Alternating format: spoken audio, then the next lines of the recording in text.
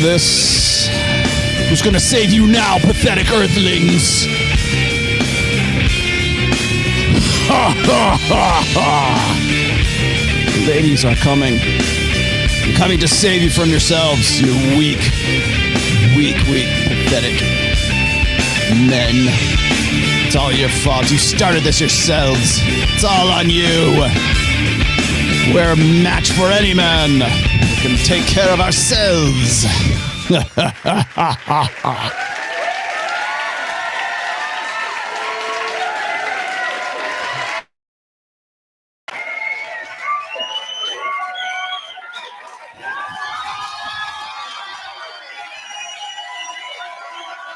I'm saying pay these women. That's what I'm saying. She makes me go elegant about it. You need to be paid because you command the same respect. The game is just as good. And then they... Bullshit!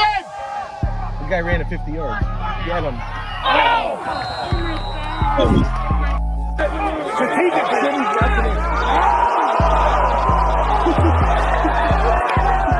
Men always say how women's soccer sucks.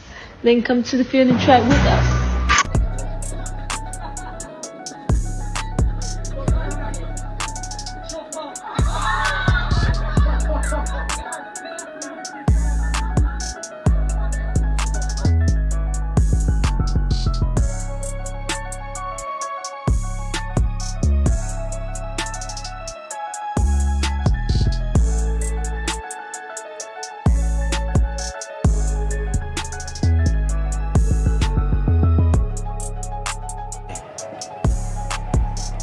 Starter's hands. So let's see Asafa Power. He got away as you'd expect. He's going to gobble up the lead early. It's a ball. Riley Day Usain's off. United States though. America in front. Jamaica in third or maybe even second place now. The back straight from the US team. Fantastic to see her back at this did. It's the Polish quartet. And Melko here running on the second leg for the Polish quartet. He's put down. And in fourth place is Zoe Clark for Great Britain. So Amelka comes over to the changeover. We'll have two Polish women now on the last two legs. To be crowned. It's fighting Ursutic. And it's Michael Cherry storming round that bend trying to close the gap. And look at the speed with which Cherry takes the Polish woman. She's grimacing and she's being reeled in here to get caught here, but can she hang on for a medal? The gold is going to go to Michael Cherry, and the Alison Felix moves to 12 world titles. Really close on the line. Don't know. She would ragdoll him. First of all, have you ever seen Floyd Mayweather? He's about this tall, okay? And she would ragdoll him as soon as she put her hands on him. Under Rousey, who would ragdoll Floyd Mayweather, was destroyed by a 5'7.5", 134-pound woman this weekend. Serena Williams is not beating a single man. There's not a guy in the country in the ATP Top 100 that's not beating Serena soundly. Let's start with the elephant in the room. That's right. Why was it necessary? I think you're referring to the fact that I said she'd be about 700 in the world? Yeah. Right. What do you think, Charlie? You're a tennis guy. You like to play tennis. I see you on the tennis court. Right. What do you think that Serena Williams would be ranked if she played in the men's game? I have no idea. Well, if you had a guess. Well, she seemed pretty strong to me. I mean, very strong. The greatest female player ever. Okay, nobody can prove this. Here's what. Would you like to apologize? No. But the offer is this. Why don't you combine, just solve the problem? That I'm is sure the men would be all for this. Too. The men and women play together. Oh. And then we don't have to guess. Oh my God, could be nearer 20. 40 love. Si agita per il rumore appena sentito.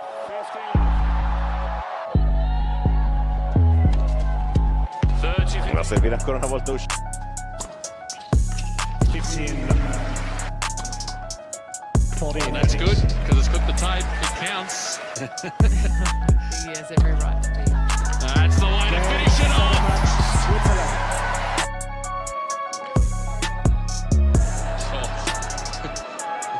Yeah, I'll bet. Well, this we know for sure.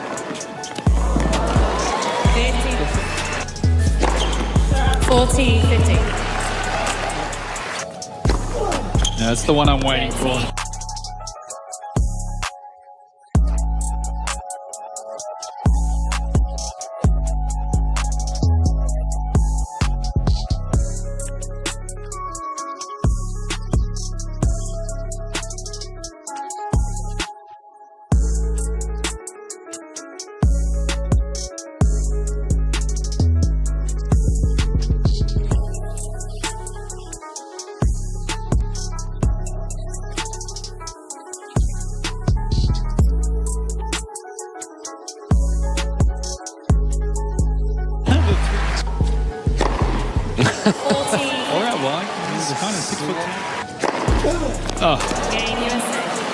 Giving the ball away if you just cross willy-nilly.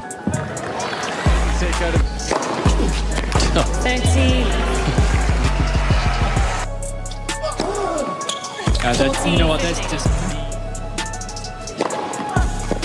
Game. I considered 3-2. 13. This end is a lob. There's that one down the middle. Shouldn't be that way. Oh, come on, John. No, I knew that was coming. It's a fault, though. Actually, it's funny because Andy Murray, he was been joking about myself and him playing a match. And men's tennis and women's tennis are completely almost two separate sports. I'm like, if I were to play Andy Murray, I would lose 6-0, 6-0 in 5 to 6 minutes, maybe 10 minutes. Completely different sport. The men are a lot faster, and they serve harder, they hit harder. It's just a different game, and I love to play women's tennis. And I don't want to be embarrassed. I would not do the tour. I wouldn't do Billie Jean any justice. So Andy, stop it. Yeah. I'm not gonna let you kill me.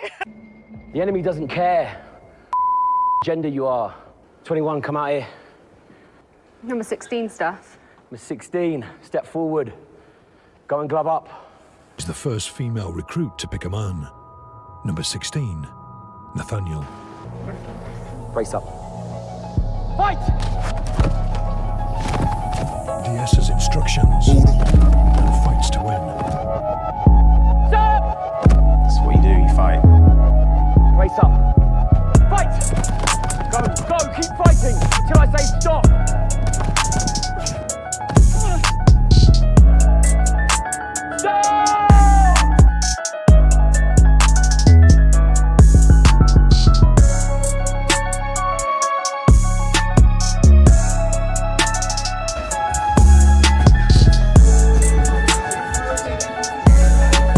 He already did once.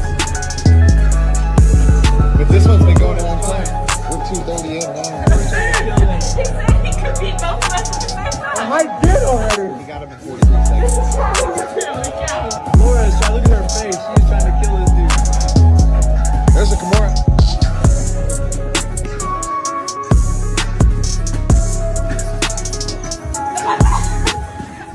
Ooh, let Laura have the neck.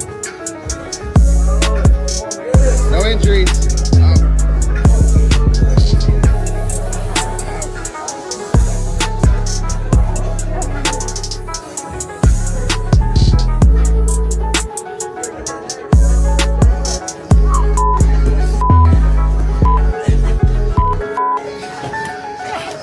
There's a tap.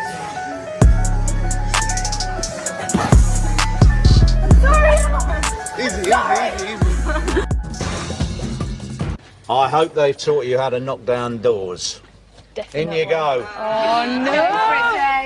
This is tough. As high as you can. As high as you can. As high as you can. Take a bigger run up. She's a hard lady. Come on, Jane. Remember the elbow. Big run as fast as you can. And high. High. So close. As fast as you can. Well done. Oh! Come out. That's such a great effort. Yeah, I think just 2 more throws and you would have been there, but that's tough for you. A man with no firefighter training has no trouble with the same task. Bit of an outsy one, I think. Be aiming higher, that's it. You got it! It's on the floor. Okay, brilliant, he's got the key, come out!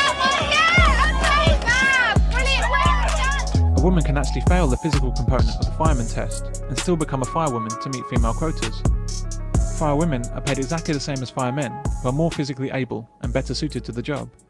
I made this video to demonstrate that men and women are not the same. We are equal, but we are not the same. 2 + 2 is 4. 3 + 1 can also equal 4, meaning we can be equal without being the same. Not only are we different physically, as demonstrated in this video, we are also different hormonally. We have different strengths and weaknesses that complement each other in the balance of life. There cannot be light without darkness. There is always a balance of life. There you have it. Sorry. With apologies to Poor Man's Podcast. Hopefully I don't get a strike for that. I thought that was absolutely brilliant, and it was probably the only way I could introduce today's show. So big ups to Poor Man's Podcast. Go check them out. I will leave the link to that actual video in the description later on. So go ahead and check that out. Did I get a tan? I don't have a tan. You know why? You know why?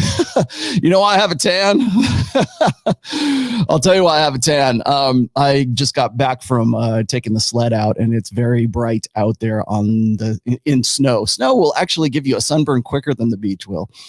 How you doing? How's everybody doing today? I thought we would start with that because that's going to sort of set the tone, I think, for today's podcast. I've got some more videos to show you today too. But before we get started with that, I am going to have to post my very favoriteest quote from Miss Hillary Clinton here. Women have always been the primary victims of war. Women lose their husbands, their fathers, and their sons in combat. Right. Like that. Now, why is Rollo talking about this today? No, I'm not a political commentator, so you can get that out of your system right now. I'm not. I will. You know what? I should probably give you my standard disclaimer here. When I'm not a political podcast. I've never been a political. There are people who do this way better than I do. I'm not a religious podcast. I'm not a political podcast. I'm not really even a social commentary podcast per se. And all of my books pretty much reflect the same thing, which is I am interested in intersexual dynamics. Okay. So let's just clear the air here real quick. But I do talk about those topics when it crosses over into red pill topics. And that is what is exactly happening today. So when I see post after post and Instagram post after Instagram post and TikTok and everything else, and now of course we've got the Russian invasion of the Ukraine.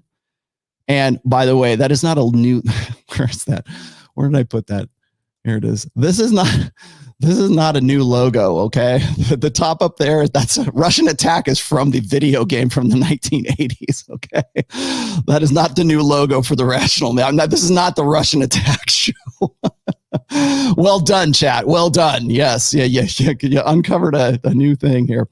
What are you going to ask me about now? Why is it? What is it with y'all in the chat? Appealing the 19th rule said, show him how. And yeah. Okay. Yeah, exactly.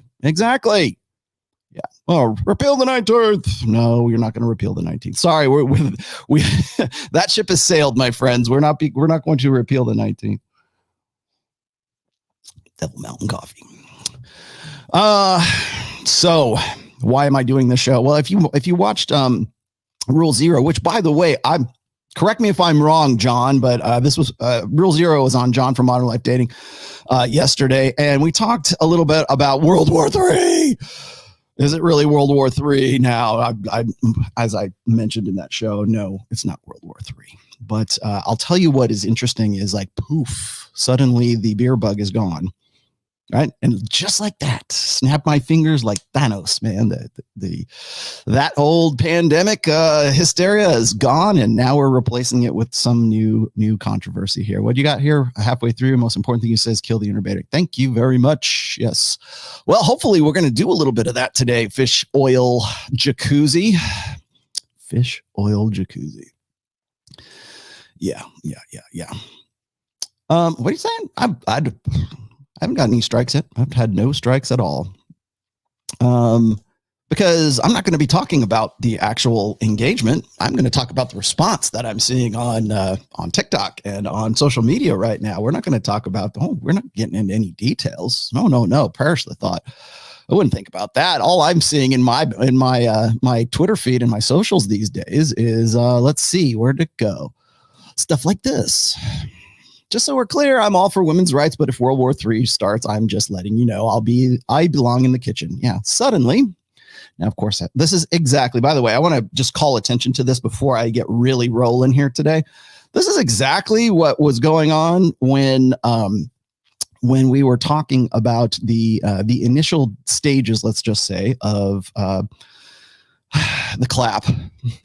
You know what I'm talking about, the beer bug. Okay, but I can't even say the word. Isn't that Greg? It's like it's so triggering. It's so you have to worry about your language. There's certain things you cannot say on social media right now, and that's one of them. And so I have to be careful of what I'm going to talk about, or at least let's say the vernacular that I'm going to use. But in 2020, right around March, as a matter of fact, just almost 2 years ago to the day, we started our first hysteria, and now we're moving on to our next hysteria, or at least the next thing that's going to preoccupy us for a little while.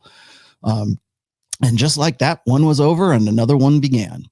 And as a result of that, we're seeing the, let's say, predictable emotional response that everyone is aiming for, whether they're trying to sell something, whether that what they're selling is a narrative, or what they're selling is ego investments, or maybe they're selling a product. Maybe they're selling you, it's the classic, was it the American way, right? Stoke fear and sell security. And that's really what it kind of comes down to. Now, I threw this out there because I'm seeing, this is just one very polite one that I've been looking at. If you follow my Instagram feed, you'll see a few more impolite ones, let's just say. And I'm going to show you a few other, let's see, what do I have? Oh, this was a really good one here. Here we go. I love this one. Ukraine's first female fighter pilot, Natasha Perakov, dies from serious injuries. Female hero, right? And of course, down here is the rest of it. First Ukrainian fighter pilot, Nadia Savajenko, or whatever. I can't pronounce her name. I'm going to butcher names today. Sorry. This is a picture of a random model wearing Ukrainian uniform. But this is the stuff that gets pitched instantly. And I will tell you, one of the reasons why I think you see the hype of this automatically is because within the first day and a half, maybe 2 days, was the announcement that the Ukraine was holding young men, young men and old men, apparently between the ages, correct me if I'm wrong, I think it's 17 to 60, were required to stay there and to take up arms and to resist the occupation that is incoming. And again, I'm not for this. I'm not going to talk about anything like political, which side of the whole thing I would side upon, but I am going to talk about the response to it. And so the response is this: once that announcement came out, then suddenly we get post after post after post like this. Meet Veronica, transsexual Ukrainian super soldier with 242 confirmed kills. Now, I know this is a joke, but a lot of people don't. They pick up on this kind of stuff, right? Or maybe it's not a joke. Who knows? Maybe that's what they wanted to throw out there. Let's see. What was this one? The shitload of Ukrainian women who went to fight, and some even died for their country. The fact that this order was for men is not the fault of feminists. If they ordered women to, they would go. Yes, but they didn't order them to go. That's the freaking point. But it's interesting that once that comes out, then suddenly reality hits in. What have I been talking about every damn day? Every day of this. Let me fix the audio's back up. Okay, we're good. What have I been talking about since the beginning of this year? We're really the latter half of last year as well. We're seeing a time in human history, I guess, where we're looking at the clash between reason and emotion. It is rational empiricism versus emotionalism. And Ryan Stone did a really good job. If you don't follow Ryan, you really should. He did a really bang up job on this yesterday on one of his videos, right just prior to us going on with Rule Zero, where he was actually as part of a section in my book that I quoted actually from this guy Whisper, who nobody knows who he is, but this when I was talking about, I think I talked about it on this show, right? Empiricism versus believers, right? And he was getting into a little bit more the nitty gritty with that, like the nuts and bolts of that. But really what we're seeing right now is not just even in intersexual dynamics, but when we talk about the feels versus reals era or the feels versus reals generation right now, This is where we're at. And now we're being forced into dealing with reality. And so when the reality is men between the ages of 15 or let's just say 17, I think that was it, 17 and 60 can't leave the country and they've got to take up arms and they have to go at it. That's not saying, ladies, if you're watching this, that's not saying, oh, you wouldn't go and pick up a gun and go out there and do your duty, right? Nobody's saying that. We're saying that the requirement is of men, not of you. And that's what they are responding to. When Jeff Bezos and Mackenzie Bezos got divorced, and I knew, track with me here, when they got divorced, the first thing out of women's mouths wasn't, oh, that's tragic. Oh, this is she's going to make off like a bandit. That wasn't about that. It was about her contributions to Amazon. It was about her like, oh, well, she deserves $33 billion as a divorce settlement from Jeff Bezos and still the richest man in the world. No, they didn't say that. What I drew attention to at that time was it wasn't so much the money as it was how she got the money. And no one wants to talk about that reality. No one wants to talk about the emotional response versus the rational, reasonable response. And so what I said is this, is like, if Mackenzie Bezos had decided to withdraw all of her stock, all of her investments, all of her equity that she built into Amazon, and probably quite a bit, don't get me wrong, it would not amount to $33 billion. It might amount to a few $1 billion. It's not going to amount to $33 billion. She received that as a result of being married to the richest man in the world, which of course made her, I want to say, the 5th richest woman in the world. And I made this point when I was on Adam Sosnick's Saucecast. And when I'm talking to Victoria Larson and I'm talking to Dr. Rebecca Nicholson, and I made the point and I said, look, if you go and you look at the top 10 the richest women in the world, the top 10 richest women in the world, they all made their money off of 2 ways, either through inheritance or through divorce.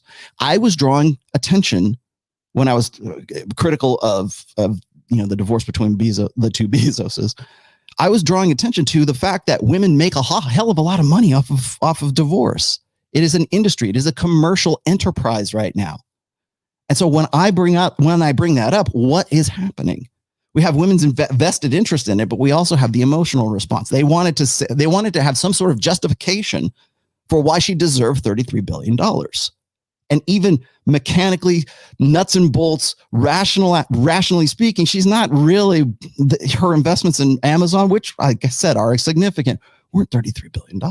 It's because of that, because of divorce, because of the way that we do marriage in this country, right? At least here in the United States anyways. And so what happens is that's reality clashing with the emotional investment that women have in the sisterhood, in womankind. Well, she deserves that. She should get that. How many people are taking, let's say, was it Kim Kardashian's side in the divorce between her and Kanye? Like who's right in that and who's wrong in that? And what are we talking like? And that again, just the very question that we're having between those two. It's here's the story on the ground, and here's the way we want things to be. And that's exactly why you're seeing this happen right now in the Ukraine. We're seeing the very real, very, life or death real fact that 17 to 16-year-old men are being required to stay in the country. And I'm not saying they shouldn't. It's not about that. It's about the fact that they are it's men that are required to be there. Not women, not the elderly, not children, men, 17 to 60. Here's a gun, go. Right? That's the expectation. So when I was talking about this yesterday on Rule Zero, the question came up about toxic masculinity. And I think I will actually just show you what I was talking about yesterday, because I have that right here. Which one is that? This was really good. So this is what I said about toxic masculinity yesterday.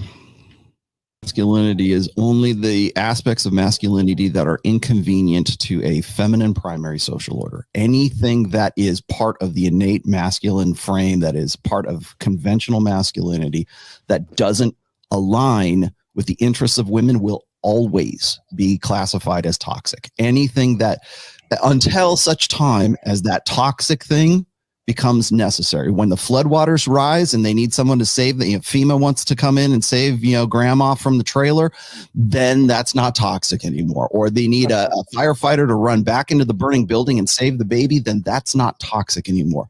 That risk taking, that innate, screw it, I'm going to go do it kind of thing, that manifests in the firefighter going in and pulling the baby out of the burning building. And it manifests in the dipshit who's doing, stupid tricks on YouTube. Okay. It's the same fucking thing. It's just in a different context. One is okay and the other is not. Like, why women live longer than men? No, because we're innately risk takers and we're innately problem solvers. And it's okay when the problem to be solved benefits women. But when it's something that is specific to men, then it's toxic. That's where we're at right now. And until we change that narrative, until we change the way that we think about those things, until it becomes like vitally like life or death necessary to change our way of thinking, this isn't going to do anything. It's not going to make any difference. Like going to war with Russia's going to occupy Ukraine, and they're going to annex it, and that's going to be that. And you know what? We're going to wave our flags and do our marches and put our little blue and yellow in our feeds or whatever, and we're going to forget about it in 6 weeks. And and we're going to remember it when China invades Taiwan. And you know what? We won't do jack shit about that either, because that's the deal, and that's been part of this quote unquote Great Reset, right? I've read a lot of people talking about how this is just the next step in the Great Reset. It's Russia taking over Ukraine. All right, well, I don't want to keep going with that because I don't want to get too I did on Rule Zero, and that was John's show, so I felt like I could do that. But again, whatever is convenient to the feminine imperative, whatever is convenient to gynocentrism about masculinity, man up, because we need real men, and you can be a real man stays in his country between the ages of 17 and 60, right? Then you're a real man for doing so. Now, again, stop thinking in binaries. I'm not saying you should or you shouldn't. I'm not saying it isn't your duty. I'm not saying you shouldn't be there. What I'm saying is it's required of you. It's not required of women. Now, does that also, ladies, does that mean that you're not brave and you're not going to go out there and, take up arms and defend your... I'm not saying that. You're not required to. That I can tell you 100% for sure. So, let me roll back a little bit here. Okay, I got to you. Let's see. Oh, I didn't get to Captain Crunch. World War I happened during the 1918 flu pandemic. Just because you are hearing it less doesn't mean it went away. It's just the background. Yeah, just background noise, more or less. So when we're talking about the differences in, like, say, men and women, the reason I led off today's show with that video is I think really what that is it's like a very graphic representation of emotionalism clashing with reality. And when the reality on the ground is, women have to fight, or firefighters have to break down a door, or men and women are just the same, and we should be able to compete in all kinds of sports. And if we don't, then we should just, at least lower the requirements. And that's, when you're talking about sports, that's one thing.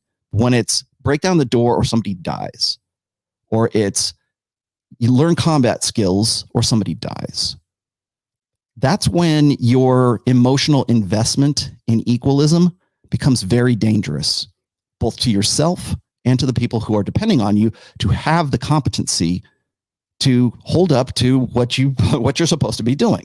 It's the challenge. What'd you say here? Yesterday's show was so good. MLD hit on some great points. Thing is, a lot of men think they are going to reason with a woman, and from what I know, you can't reason. Okay, well, yeah, not initially. I think up to a point you can, and then you hit the point of diminishing returns, as I've said a million times before. You don't think so? Because I certainly think so. They're already rattling their swords right now. I mean, have you looked at what's going on right now? So, well, we'll see. We'll see. Maybe that won't age well, but we'll see. And thank you, by the way, for Torsha's in there. I think Samishi is in, and Sam Bada are in, dropping the ban hammer on fake Rollos, because I am not in the chat right now. So if you see me in the chat, that ain't me. Once again, dealing with morons. Let's see. Oh, so let's keep going here. I don't know if you guys have seen this one. I thought this was really good. This is supposed to be, I think she is like Miss Ukraine, and she was out there, taking up arms to go out and fight the Russians on the front line, all quiet on the Western Front, right? That's an airsoft gun, by the way. I'll show you I'll show you some of the other pictures there so you can see this. Also, same chick, really kind of, pushing it out there. Let's see if I can find her again. Where did she go? Okay, here it is. I actually have the news story here. And that is, okay. So let me share this with you real quickly. This is a Chrome tab. These are really good. Let's start with this one. Before we go to the beauty queen, we got to look at these gals right here. Okay. Glam Army. Glam Army. Man, why didn't I think of that as a band name back in the day? Meet Ukraine's gun-toting military girls sharing videos and pictures from the front line ahead of the Russian invasion. Okay, ladies, let me just be clear here. If you are a Ukrainian soldier, this is not a TikTok moment, but apparently you believe that it is. I'll come back to the video here in a second if you really want to see it. Female Ukrainian soldiers are taking to the video sharing app TikTok. Now, correct me if I'm wrong, but is TikTok not owned by the CCP? Like, it's not. It's a Chinese-owned company, right? To post glam pictures and videos of themselves in their bid to win the soft power propaganda war with Russia. We're in this for like how long? What? This is day 4, day 3, day 4. Clips of glamorous women in Ukrainian military uniforms dancing, fooling around in the barracks, and even holding bullets have gone viral on social media. I feel safer already. Female troops have shared a number of pictures and videos of themselves in their uniforms. Oh, here we go. Well, videos are often feature posing female troops. As the tensions between Russia and Ukraine remain strained, sharing candid photos and pictures of troops behind the scenes have become another front in the quasi-war. Typically, the videos feature soldiers performing dances. No. Dances like, you mean like the dancing nurses? Oh man, God damn it! I gotta come back to this. Here we go. Okay, typically they feature soldiers performing dances, but some also show female troops taking part and reassembling weapons or having fun in the barracks. It's just a big party, apparently. One TikTok video shows a group of young women miming along to a song. I think that's called like lip syncing, while dressed in military uniform with the Ukrainian flag and military insignia. The group appears to be outside a military barracks in the Ukraine. On the same account, the young woman shares a series of pictures and short videos of herself and her recruits posing and carrying out military drills. The account has racked up almost 35,000 followers and nearly 600,000 likes. Another account features clips of 3 young female recruits in military fatigues posing together on maneuvers in the woods, pretending to spank each other in their barracks and sleeping in their quarters. The account, with almost 5,000 followers and 52,000 likes, has the bio "Girl with the Camouflage Heart" in reference to the military and to their military service. Feel safer already? Yeah, well. Get out there on the front lines, ladies. You ready? Because once that came out, once they said, 17 to 60-year-old men are going to be required to stay there, that's when this, I want to say, feminist agitprop. And you know what agitprop is? Agit is agitation propaganda. Agitprop. Okay. And it's meant to trigger. It's meant to get you in the mood, right? It's winning the hearts and minds. And where do we go immediately? And I'm not saying that, there aren't, guys out there goofing around and doing their shit too, but let's be honest. When we are on social media, we are more inclined to think in an emotional perspective. We're more inclined to look at things when it comes to like visual perception, which is why they say the first casualty of war is the truth. And I'm seeing a lot of these accounts right now. Where did it go? Where'd we go here? Like, I'm not saying that there aren't actually some legitimate like women who are out there I mean, I know that they have female recruits, but what my observation of this whole thing is that as soon as the shit hits the proverbial fan, that's when we have to sort of switch the narrative. That it's, I mean, if all I ever did was look at social media, I would think that it's nothing but women out there fighting. Pretty much. They're out there doing their thing. Now, where the actual video is and what's old footage versus new footage, because let me tell you, the first thing that came out when I'm looking at TikTok or I'm looking at and God forbid, I hardly ever do, because that's like my least favorite form of social media. It's not that I know I do, but Instagram, Facebook, which is controlled. Instagram, very much controlled. Twitter, very much controlled. You got to remember that big tech is going to control what you're going to see in the first place. But I will say this is when you're looking at quote unquote mainstream media sources using pictures from 2021 and claiming that it is like actual, or at least presenting you with the appearance that it's happened just immediately, just 10 hours ago. That's when you have to sort of like decide, okay, well, what am I looking at here? There's a shot going around, and I'm not going to put it up there. I should, though. You probably know the one I'm talking about. Actually, you know what? Maybe I will.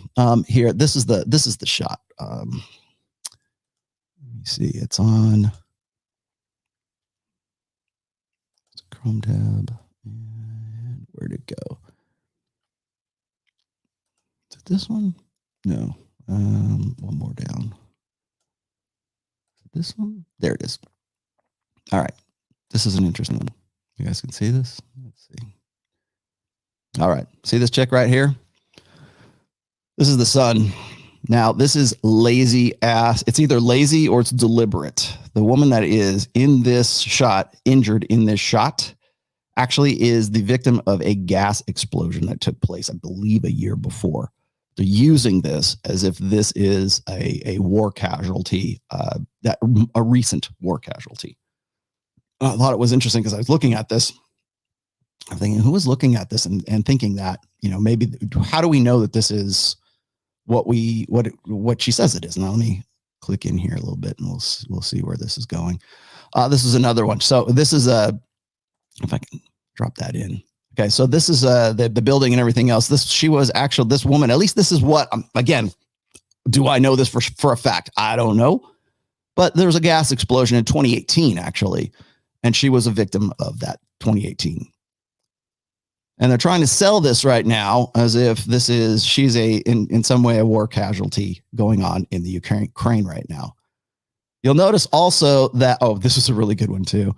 This guy was supposed to be the first war casualty in U.S. journalist killed in the Ukraine, and that was the original story. He was not actually killed in the Ukraine. He was unfortunately killed by the Taliban prior in 3 years ago. So we're looking at a visual propaganda war at this stage. But I think what's interesting to me is that this is the emotional appeal. So it's emotionalism versus realism or reality. Okay. The idea is to get you to feel, to get you to invest in those images. It's not unlike, by the way, Instagram, right? It's not unlike seeing the let's say cultivated imagery of your favorite, I know, celebrity, right? It's curated. There. That's the word I was looking for. It's curated to establish an emotional appeal, an emotional impact through visuals. And we have gone, I was just reading an article not too long ago about, I think it was about online dating, as a matter of fact. And it was an article that was meant to sort of give you the progression, or the evolution of like dating apps. And I'm probably going to do I think I'm going to do a pre-record for this one because I think it deserves it. But I was reading this article and it was about how we have gone from like meeting people in real time, of course, and then now the rise of online dating, whether that's through Tinder or that's through Match.com or that's through forums or whatever. It's like meeting a woman online is the way that we meet women today and form at least, I don't know, hookups at the very least, right? And what's interesting is that we'll talk about how the rise of social media has sort of prompted us to want to meet people sort of with the safety. I refer to these as buffers of the safety of the screen, right? It's like you can just type something on there. You're not actually being rejected live in real time if there's a rejection going on, or you're being accepted for that matter, because you have the buffer. And if you've read my first book, it's in the chapter called Buffers, between you and that person. And really that's, we've made it almost too easy at this point, where we don't have to develop any kind of skills beyond the perceptual skills of, does this person look like somebody that I would want to get with?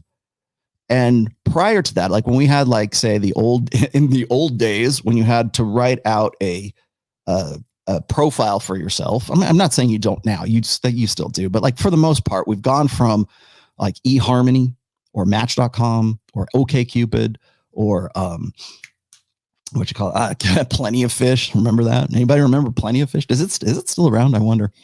But we're still looking at things in terms of like, we're typing something out and we're using text and we're trying to describe ourselves and we're trying to be a little bit more, we're trying to give more detail.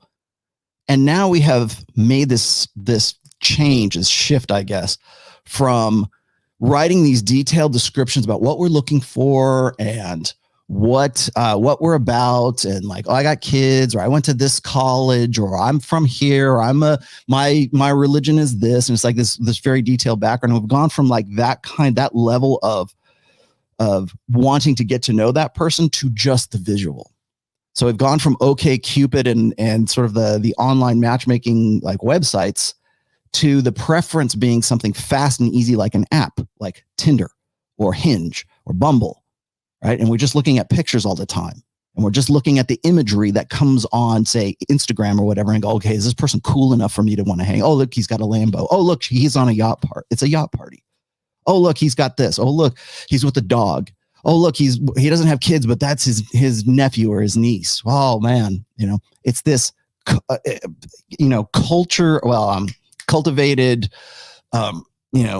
completely managed perception via nothing but pictures and very short descriptions. I'm not saying that people don't write descriptions in Tinder profiles. They certainly do, right? But not nearly in the kind of depth that we used to write them about back in the eHarmony days, right? Or even like the early 2010s.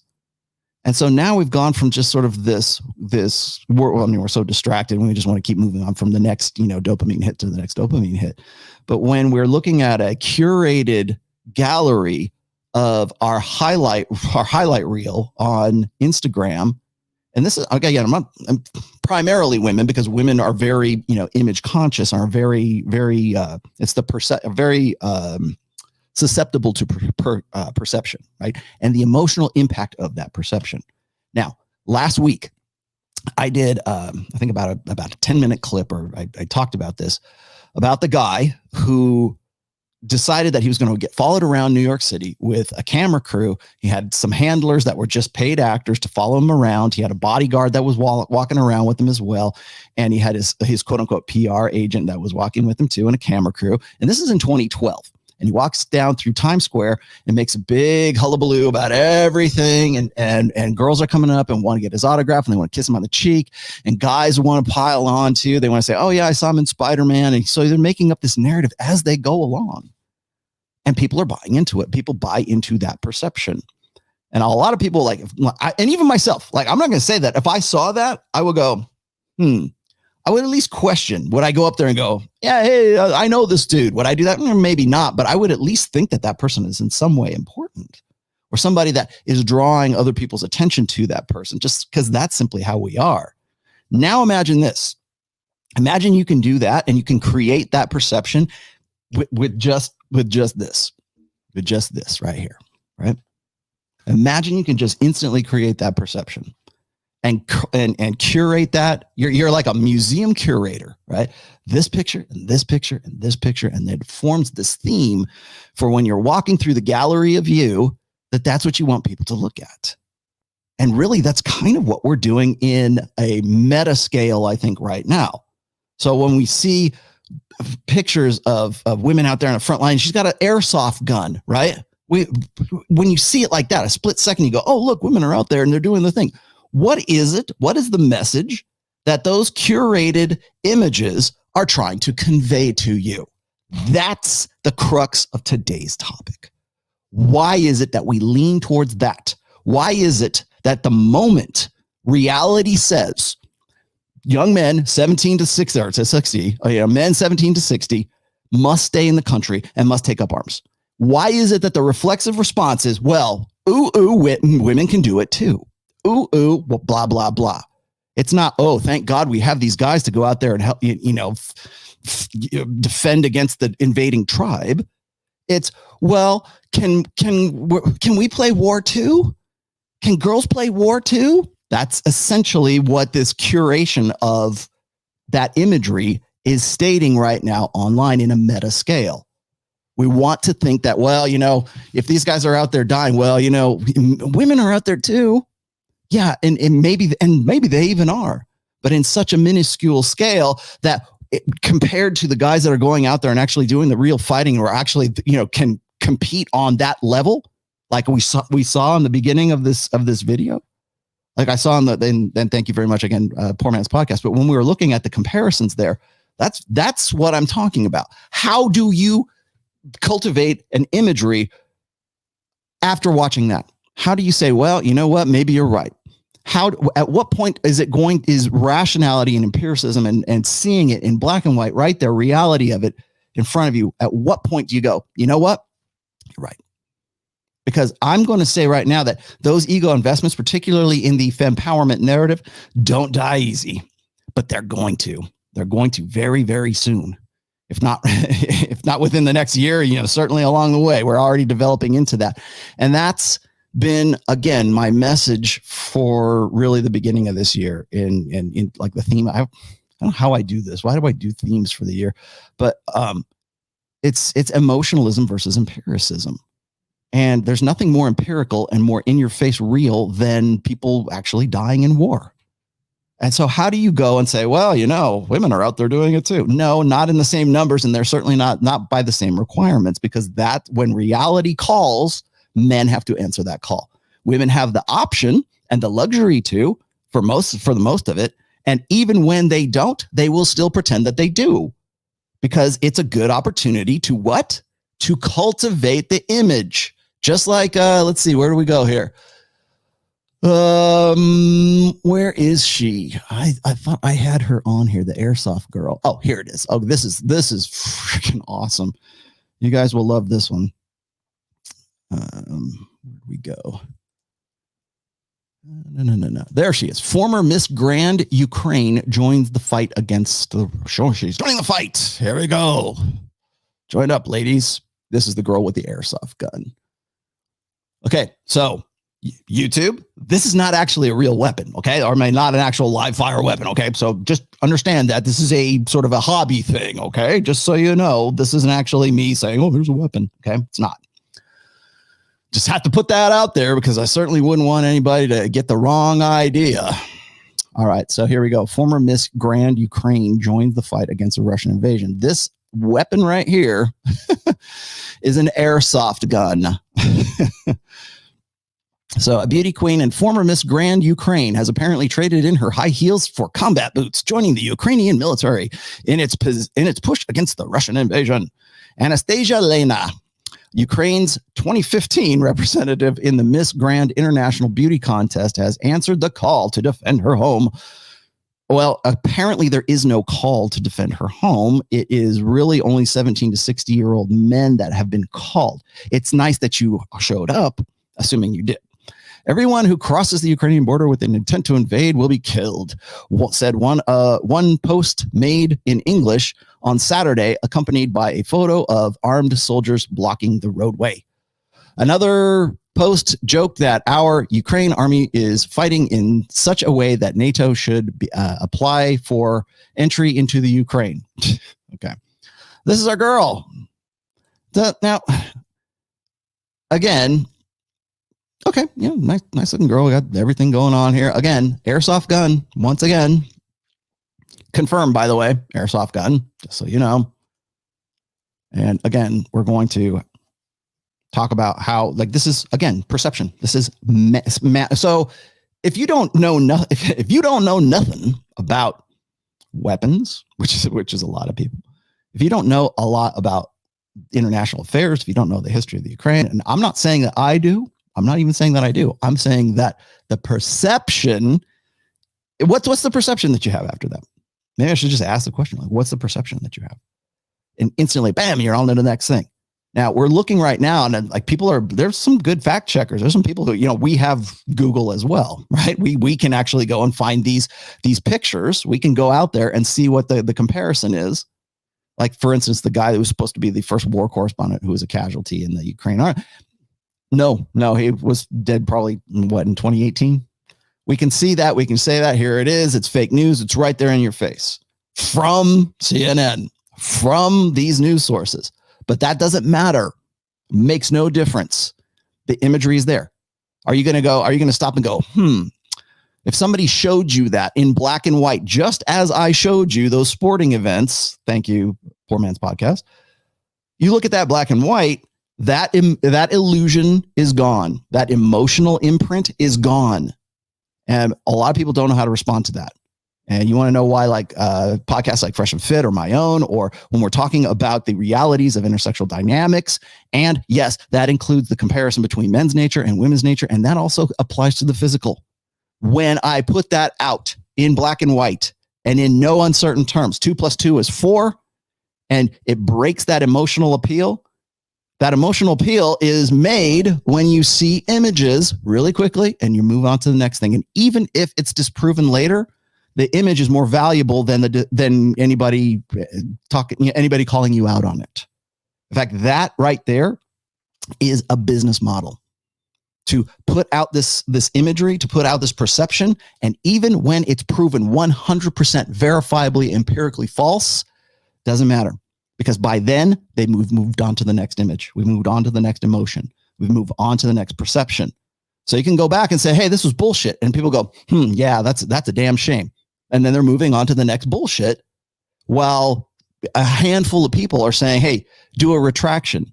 And even assuming those news outlets will do a retraction, doesn't matter. Points made, damage done. It's exactly what I was talking about when I was talking about like how, like, when Michaela Peterson was like throwing out 30-second clips, like cherry pick clips of myself and say, oh, this is what the whole thing was about. Nobody has the time to actually go and watch a 2-hour interview between me and Michaela and really take the time to sit there and listen to, two intelligent human beings interrelating with one another. Ain't nobody got time for that. I need that. Somebody give me that sound drop. Ain't nobody got time for that. But we do have time for a 30-second to minute and 20-second clip that says, oh, that's what it was about. I've got this guy figured out. I know what. Okay, so that was what the whole thing was about. And you want to talk about, people always hit me up about like, oh, it's confirmation bias. Yeah, well, that's made as a result of perception and as a result of emotionalism and an emotional association that you make when you see those images that are, like I said, curated for you. And that's what we're seeing on a large scale right now. So let's, I want to move on to this right here. Now, I want to throw one more thing out here because I've always wanted to, this is a great opportunity to put this study out there. I believe this was from, Steve Stuart Williams' book, which is The Ape That Understood the Universe. Sex differences that suggest male design for combat in humans, right? Greater upper body strength. And by the way, the references and all the sources cited are right there. So all you source cite, well, where's the proof? Show me the receipts. They're right there, brother. Greater upper body strength, men.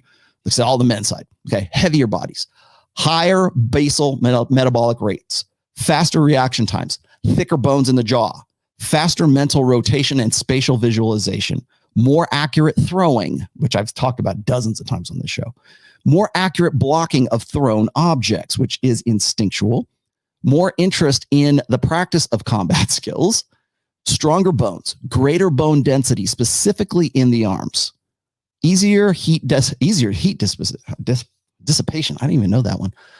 More hemoglobin in the blood, higher muscle to fat ratio, larger hearts.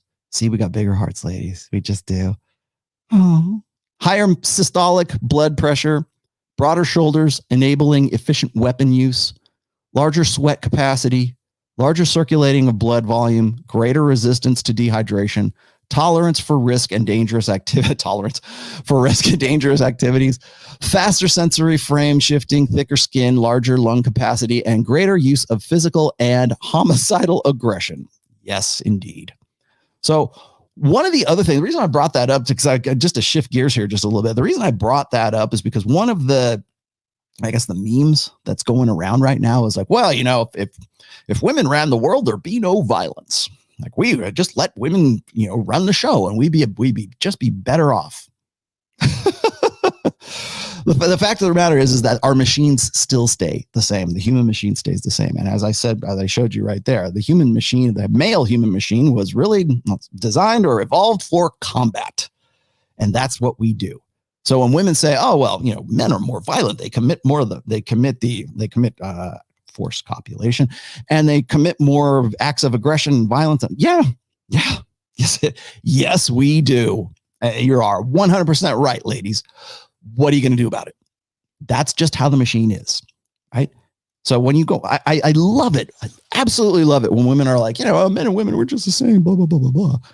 But then whenever you come up with, or whenever you show like empirical data that says, you know, like I've done this before, like, well, women have a higher, you know, facility, let's just say a better ease with communication, right? That's the way their brains are. They enjoy communication. They communicate in different ways, nuances, blah, blah, blah. And women are like, oh, yes. The scientific proof of that is fantastic. But then if I go and I say, well, you know, women are also designed to be nurturing and are more agreeable and, you know, big 5 personalities and blah, blah, blah. Then suddenly you're a misogynist forever having, human beings, men and women are just the same. And you can't just generalize like that.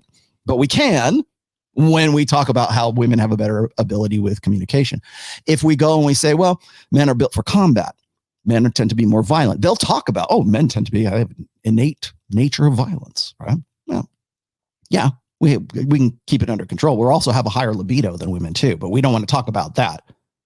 We'll talk about that up to the point where it's like, you know, I'm listening to this bullshit from what is her, Shan Booty, and she was on like she was on the Roommates, and she was talking about like, you know, libido. I think I talked about it in that episode as well. And, you know, she's talking about how, oh, you know, women really want to have sex and blah, blah, blah. And she's trying to quote, just ham-fistedly trying to quote the studies by Dr. Meredith Chivers, who I quote in my very first book way back in 2013 about how women are shown pornography, or they're shown like sexual imagery, and it's actually they're much more turned on like physically than they let on when they're watching this. And it's like, I've written about this on therationalmale.com. But I'm listening to her talk about this, and she's still trying to like say, well, that's why, you know, it's the standard bullshit about like, well, women are sexually repressed and yada, yada, yada. But at the end of that argument, or that argumentation anyways, it's supposed to make you think that, well, women are just as sexual as men. And that is empirically false. It is biologically false. Women's sexuality is cyclic. And it takes longer for a woman to get turned on. Now, does she get turned on more by more than she admits about visual stimulation? Yeah. They're more sexual than most men would like to admit to. And women like it that way. They want to keep it that way because that is a filtration system against the guys that they don't want to get with. So if you have beta males thinking that women are much more sexually repressed than they actually are, that is an advantage to women's mating strategy. They want the chumps to think that they're not. that it's been that way for longer than I've been around. For when it comes to alpha guys, the guys that they want to get with, well, then we're repressed and we really are more. We're just as sexual as a man. No, you're not. And I can prove it to you. Until you have 12 to 17 times the serum amount, or the amount of serum testosterone. Hope I'm quoting that right. As a man does, you are in no way as sexual as men. Trust me, men's sexuality is always on, and we have to be in control of that. In fact, we're the ones that get run up the flagpole when we're not in control of that. But when women run around naked to protest the next, I know, at PETA or whatever the hell they're protesting, and they strip their clothes off, well, oh yes, don't be judgmental. We're okay with that. But get a bunch of guys out there to strip down naked and show off their junk, then those guys go to jail for that. That's indecent exposure. We don't do it. We're much more tolerant of nudity with women than we ever will be with men. In fact, you're either gay or there's something wrong with you if you're doing that. We'll accept one and we won't accept the other. Why? Well, because we have that preconception. And women will always, my hashtag, by the way, my hashtag or my call out is, women always get naked. So when it comes to protests, when it comes to making money, when it comes to getting attention in any way, shape, or form, the reflexive response of women is to get naked. In fact, we can even talk about that one really quickly here too, because I've got another story about that real quick, and that is courtesy of my most hated publication in the world, Rolling Stone. And we got it. Okay, good.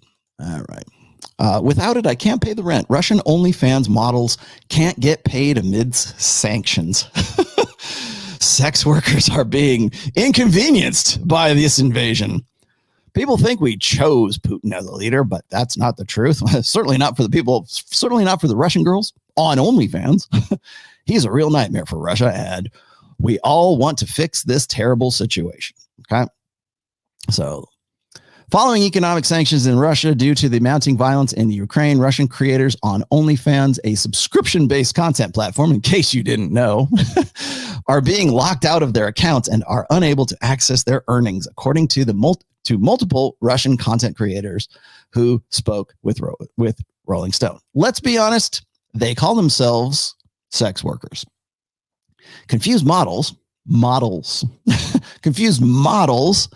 on Twitter took to Twitter to share screen grabs of customers supporting messages from OnlyFans. Please be informed that your country is not supported for payouts. Therefore, we are unable to assist you regarding that matter at this time. Reads one of the messages apparently sent by OnlyFans customer support, which circled widely on social media Saturday. So I'm not going to read this entire thing because it is absolutely ludicrous, but that is what Rolling Stone chose to make a feature article, at least on their blog, at least on their I don't know if it's in the magazine, it might be, but they did definitely make that a feature on their website. Once again, let's talk about perception. Let's talk about imagery. Let's talk about what we think is the most important part of this. So when reality invades into our emotional, pathological world, what's the first thing we do? Oh my God, the poor sex workers can't get paid. Meanwhile, guys are out there on the front lines shooting at each other. Let's see. What's the this was, did I get to her too? I did. I'm trying to see all my clips here today. So let's see. Actually, you know what? Let me go back here. I got to go back to the comments anyways. All right, you guys, let me catch up here. I don't want to go all the way back. Paul said this study, incidence of GDM, gestational diabetes, increased with maternal age at pregnancy, and the risk of GDM increased an average of 8% for every year of maternal age between 23 and 36 years old. Yep. That's actually a good one too, by the way. I wrote an article on the Rational Male, and I want to say it was, when was it? It was like in the early days. It would have been like 2013, 2014. And it was about the myth of the biological clock. And I talked about that because I was reading these articles showing how difficult it was for women to conceive after, say, 30 years old. Like what were the What are the odds? Never tell me the odds. What are the odds of a woman conceiving, much less carrying that baby to term and having a healthy pregnancy after that? As we know, Down syndrome incidence rises the older that woman gets. And I think there's also a lot of articles that right now that are trying to sort of push back against that narrative. And I think that's actually kind of dangerous. But as of, like, say, I think it was 2014, when I wrote The Myth of the Biological Clock, I was pointing out the fact that, you know, women were really upset about this. They really didn't want to have to deal with the reality of how their biology actually works. Again, reality invading in this sort of pro-feminine, gynocentric ideal. Let's see if I can find it here for you real quick. Actually, let me go there. Okay. Where is she? Sorry, I did not have this one queued up, but here we go. And let me pull that one up too, just for shits and giggles. Okay. So when we look at the realities, let's just say, of human biology, I've talked about this when we talk about like transgenderism, for example, when we see biological males going into female dominant or female divisional sports, like Zuby, for instance. You know, I love using Zuby's story. Like Zuby went in, changed his gender to female, went into the female division of, like, what was it? Deadlifting, goes in, breaks the world record for female deadlifting. And then as soon as the tournament is over, the contest is over, promptly changes his sex back to male. And he presently, as far as I know, Zuby, you presently you're the record holder for the heaviest deadlift in the women's division right now. Now, he didn't do that because he actually, wanted to be a woman. It's because he wanted to prove a point, and he did. Just as we were saying before in the videos that we had up here, is we're looking at a society that feels before reals, but feels before reals is based on perception. Those feels are based on what women and what, really that sort of woke ideology wants to believe is true, until such a time that poor girl in the football video gets bowled over because she's the first female linebacker in her high school and she gets just like swamped. Or Zuby comes on and demolishes the record. Or you see, as I was saying, you see the physical inequalities between men and women. When that comes in and that conflicts with that imagery, that's when you have to, that's the challenge. That's when you really have to decide, what do I believe and what I don't believe. And instead of actually having the critical thinking skills to say, you know what, maybe I should change my mind about that, we move on to the next perception.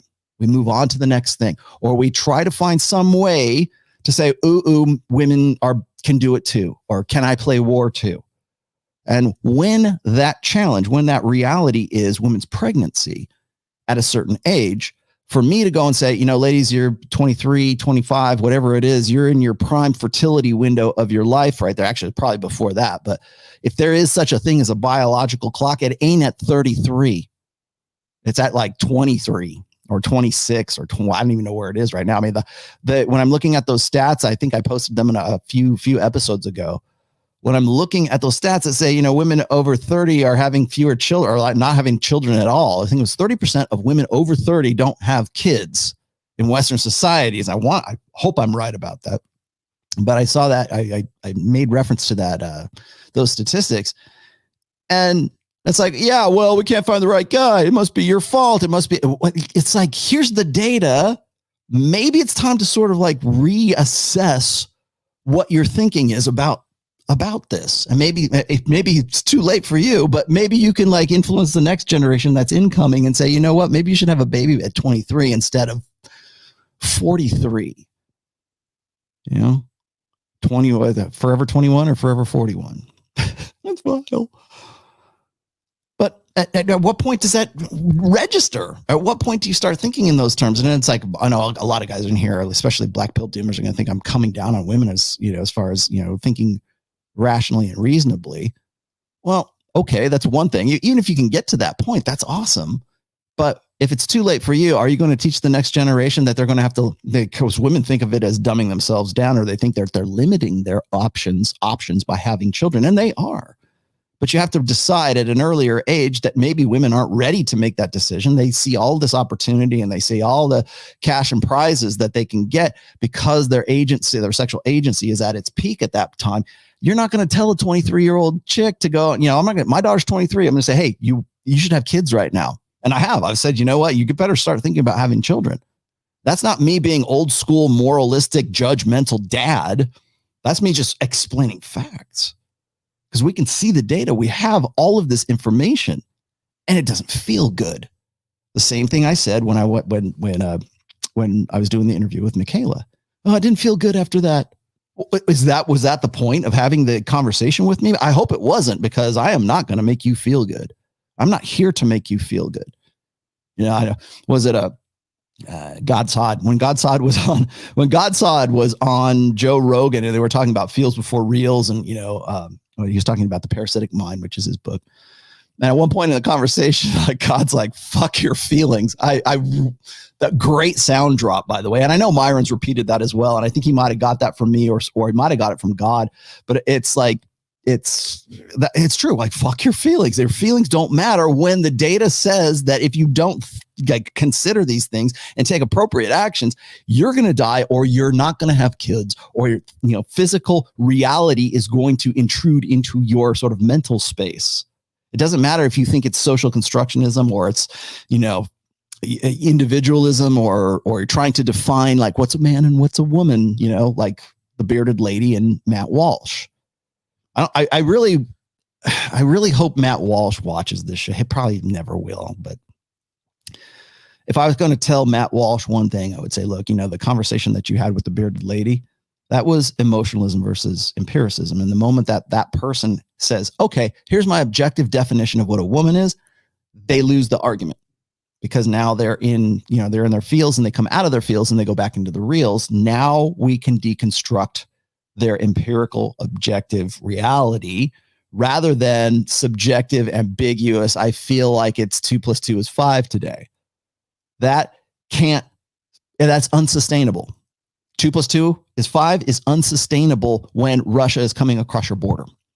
That is unsustainable when there's a mugger on the street.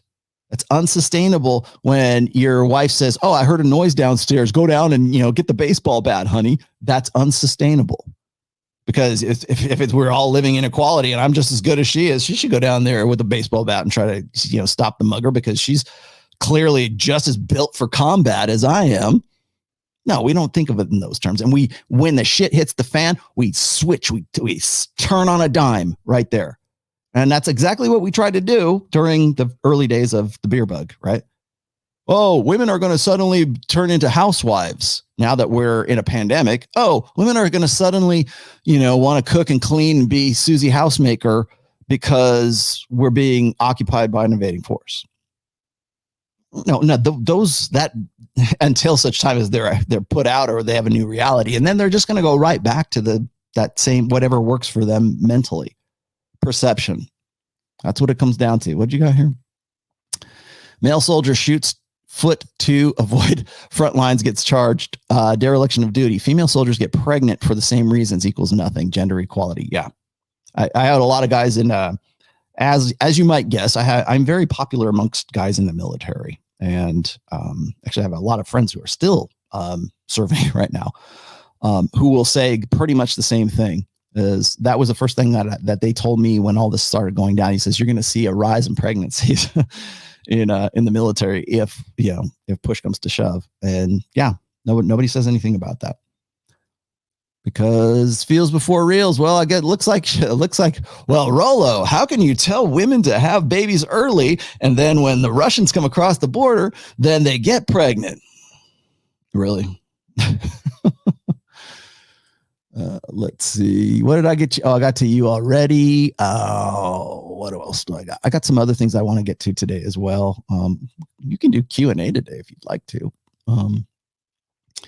I think the most important takeaway from today's show is going to be, once again, the conflict between feels before reels. Is now we're starting to see reels invading into the feels.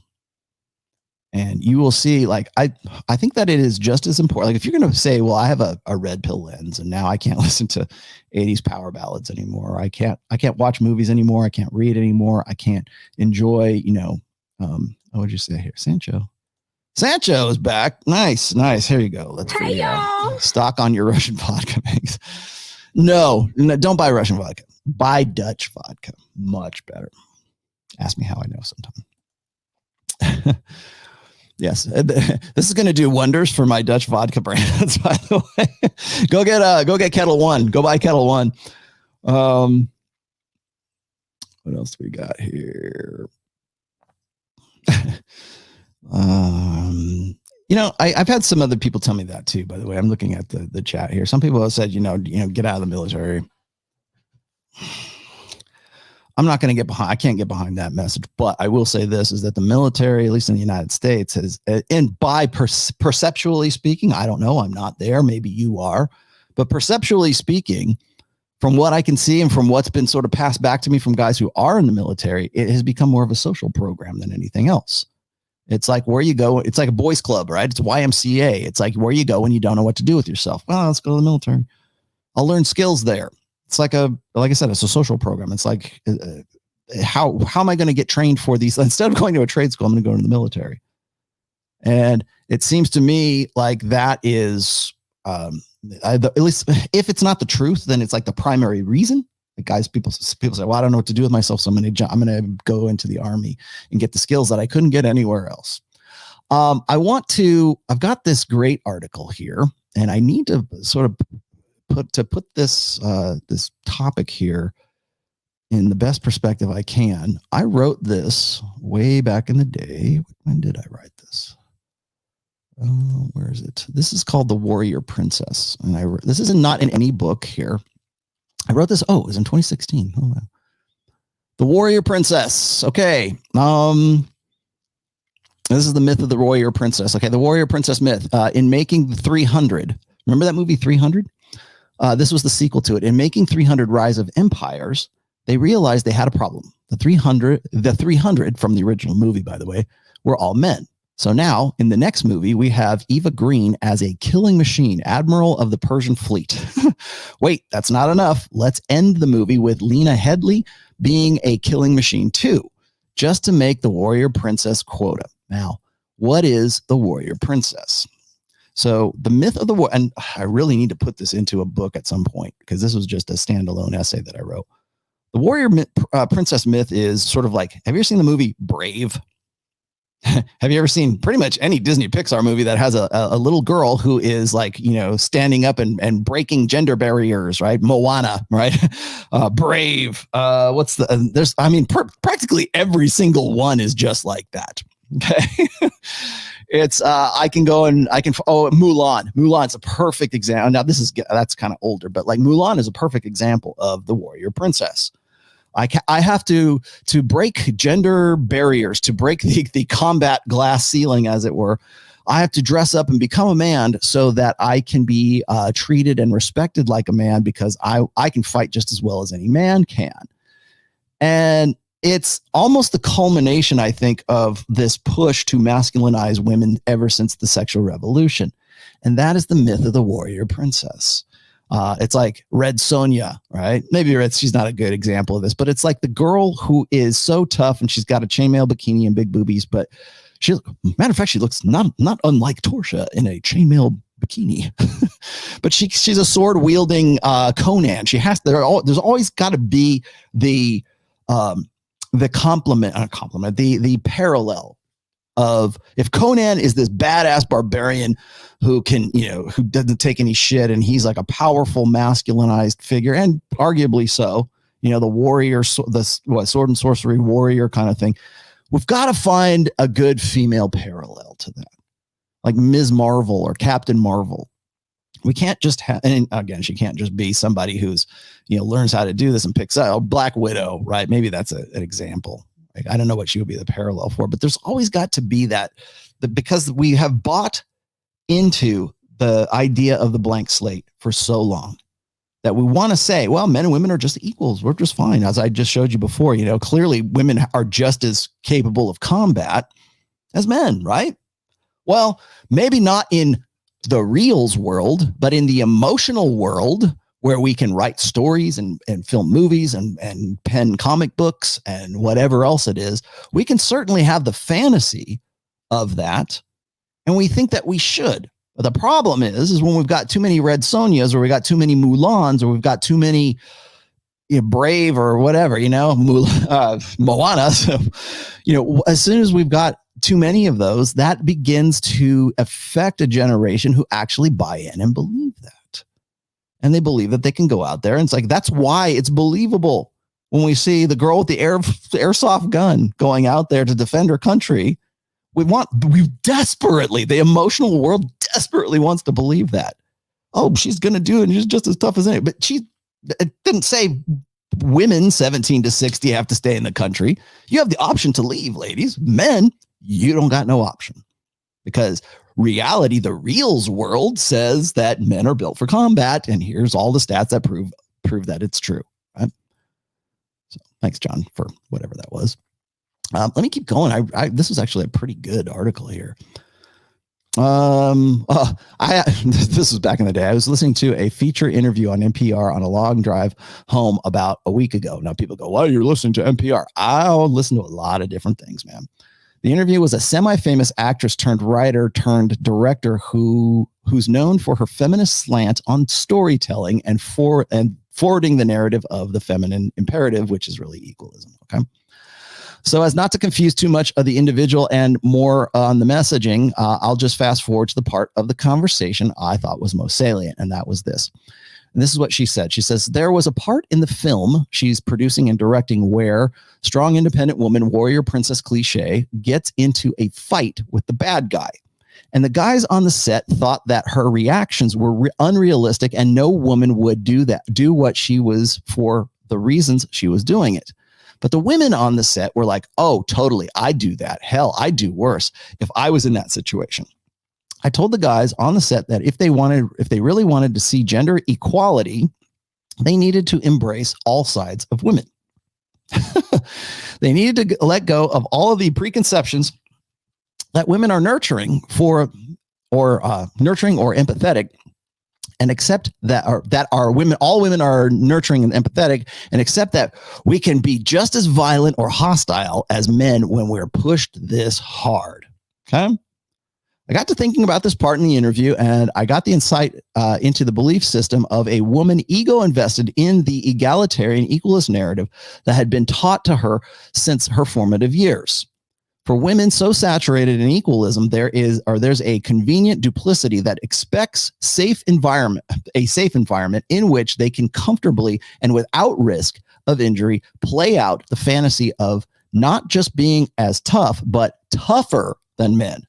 Nowhere is this safe fantasy more repeated than in the stories that men and women of the equalist mindset construct for themselves with the expectation of loving mass consumptions of it. I covered this in the, I have another essay called Storytelling, which I should actually read at some point. And I focus primarily on the unbelievability of that narrative, but I didn't really get into why that narrative is so appealing to that set. As I mentioned there, in the world of ideas and possibilities where all conditions and events are in the control of the storyteller and all outcomes are scripted by the individual, what comes out in playing God is revealing of the mindset and the zeitgeist that created it of the one in control of telling that story. So what I'm getting at in that particular instance, I'll pull this out of here because what that is really is when you live in this fantasy world, when you can say, you know what, I'm going to write the next great fiction novel. I'm going to go write the next Marvel superhero movie. I'm going to go write the next sword and sorcery thing, right? When you are in control of what happens in that story, it is very telling about what your belief set is when you're putting that forth, right? So when we look at the warrior princess ideal, when we look at G.I. Jane, for example, or we look at the strong, independent, kick-ass female who can go and, because she's so skilled and she's so fast, she just knocks them dead and knocks them out really quickly. When we look at that, what does that say about that person, first of all, personally? And then what does that say about the society that developed that person so that that was the fantasy. When I was watching, I watched the Black Widow movie, the Marvel one. And the villain in that movie is not unlike Harvey Weinstein. Let's be honest. He is he was abusive for women, and all the women in the program were sort of brainwashed by him. And he was like this. I mean, if you look at the guy, he almost like looks like Harvey Weinstein. If you look, I don't know if you've seen Black Widow. I mean, I don't suggest you do, but the video or the villain, who, by the way, I'm not up on this part of Marvel lore. I'm pretty good at comic books, but I've never heard of that guy before. But what does that say? It is the fantasy of if I'm a woman and I'm writing the next Black Widow story, what am I writing it for? What's the point? What's the purpose? What's behind it? Right? So if I'm writing it during the time of Me Too, and I want a fantasy where women get justice, well, maybe Black Widow has to go and defeat a villain that's pretty close to being a Harvey Weinstein kind of guy. That's the empowerment side of things. That's if I'm going to live in this emotional world where I get to define the narrative, and I get to write the stories, and I get to put it on the screen, and everybody gets to watch it, and they all clap at the end of it. What am I putting out there? Well, when women are in control of that narrative, and when men who have been feminized to believe that's what, this is the right way to think, write those stories, and they're in control, the fantasy of that justice, the fantasy of that is this egalitarian equality, because we don't have enough strong female leads. We don't have enough kick-ass Black Widows in the world. And so we're going to write another one of these things. And so when we have that, what does that say about the society that produced that writer in the first place? And what does that say about that person's mental state, thinking that he makes a great villain and she makes a great hero? It's no longer Han Solo. It's no longer Captain Kirk. It's no longer the happy-go-lucky alpha who could give a damn, right? It's all one-dimensional, cardboard, strong, independent women who fight the villains that are real. Or that we think are real anyways, right? They fight the Jeffrey Epstein. They fight the Harvey Weinstein. They fight whoever is the most hateable person in the reality world, or whatever we perceive as the reality world. And we take that into our fantasy world, and we win every time we win. When, what was it? I forget the name of the movie. It might've been on Netflix, but there was it's not even a documentary anymore. Like they're not even documentaries anymore. This is more like entertainment. Is there like a halfway between a docutainment, I think is what it's called. And it's presents this fantasy situation where, like, say Bill O'Reilly is like, he's a pervert, and he's a sexual harasser, and he's in this. So instead of saying, he's on Fox News and he got kicked off of Fox News because of this sex scandal, or Cuomo, right? Cuomo didn't go down for, Cuomo or Blasio. And I think Cuomo didn't go down for his actions during the pandemic. He went down for a sex scandal. Well, if I want to write a story that's where he gets justice, I'm not going to say, well, here's Bill O'Reilly and he got kicked off of Fox. I'm going to make up some fantasy dude that kind of looks like Bill O'Reilly. And I'm going to have, the cute little blonde girls who are just, innocent and just wanted to go further in life. And then, glass ceiling, blah, blah, blah. And you make up this fantasy network. It's not Fox News. It's whatever news. And then the girls get together and they go, you know what? He's a son of a bitch. How do we get him? How do we get justice? And by the end of the movie, everything works out in the end because they got their justice, and it's like just desserts, and it feels good.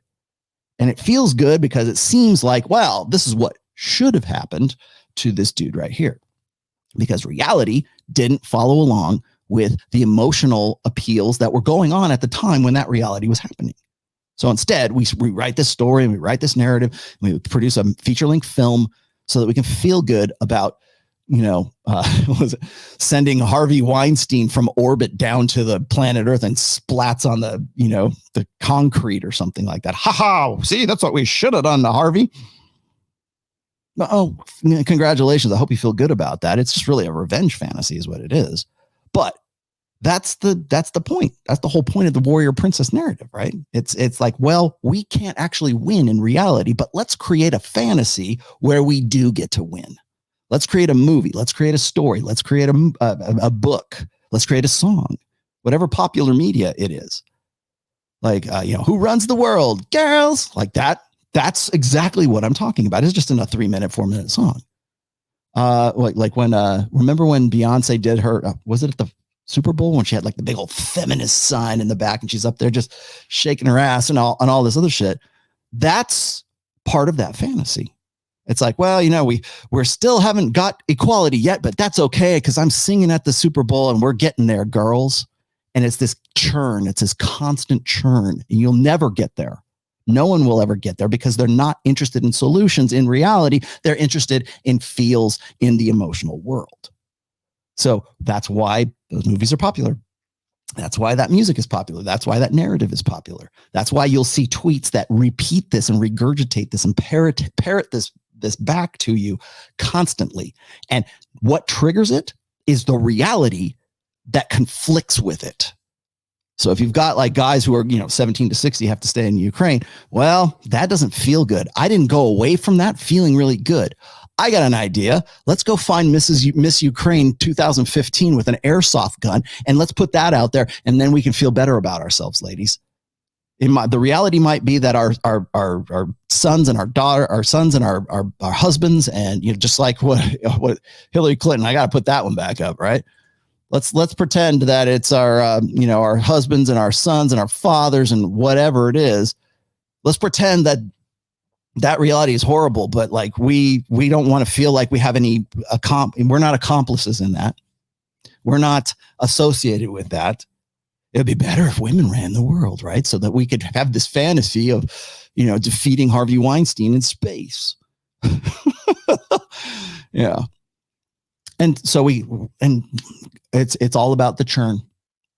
What is the churn? I'm funny. That's a term that I picked up from that article I was telling you guys about when I was talking about like how we tend to look at apps now for our online dating. And I was looking at I should probably read it to you guys at some point, but the churn is this. And by the way, this is not just specific to the dating market. It's to anything that's a constant, like, keep the hamster on the wheel kind of thing.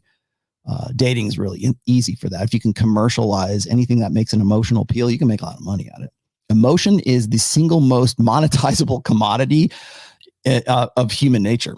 Anything that can make an emotional appeal, whether it's good or bad, not unlike game, right? But the churn is that if it is not in the best interest of Tinder or Hinge or Bumble or OkCupid or Match for you to find a mate. They want to keep you in the cycle. They want to keep you in the churn, right? Oh, that didn't work out. It's okay. We got 10 more guys over here. So you have a look at those guys.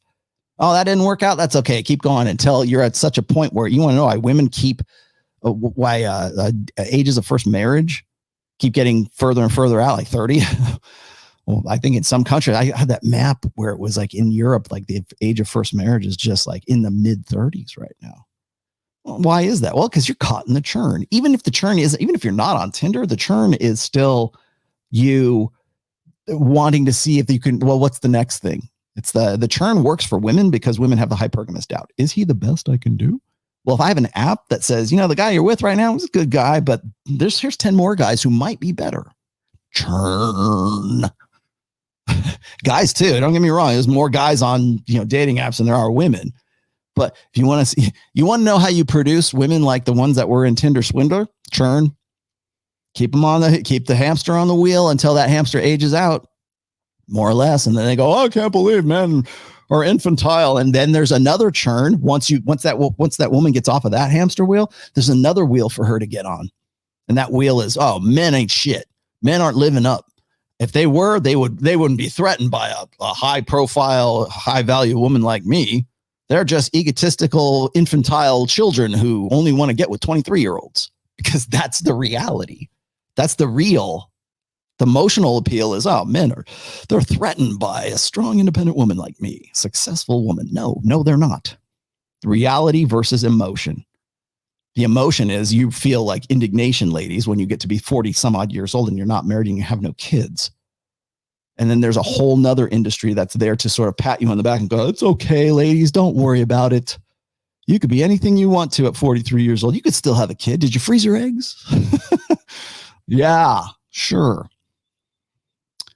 Did I throw this one up yet? Okay, I already put her on there. I don't want to repeat myself here. Let's come back.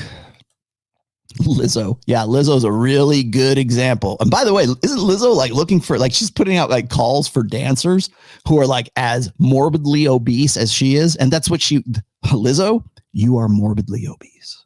Sorry, not sorry. You are morbidly obese and it is a health condition. And any dancers that you bring on, you hire to be part of your crew or your show that are morbidly obese, you're taking on I hope your insurance is up, because you're taking on a very high risk demographic of women. How can one be a warrior princess and yet make rape the biggest threat in war? You want to know why that is? I will be happy to tell you why that is. Did I put this on there? I think I had this quote. I did have this quote. Funny you should ask, because Dr. Charlotte Proudman said something very similar to that.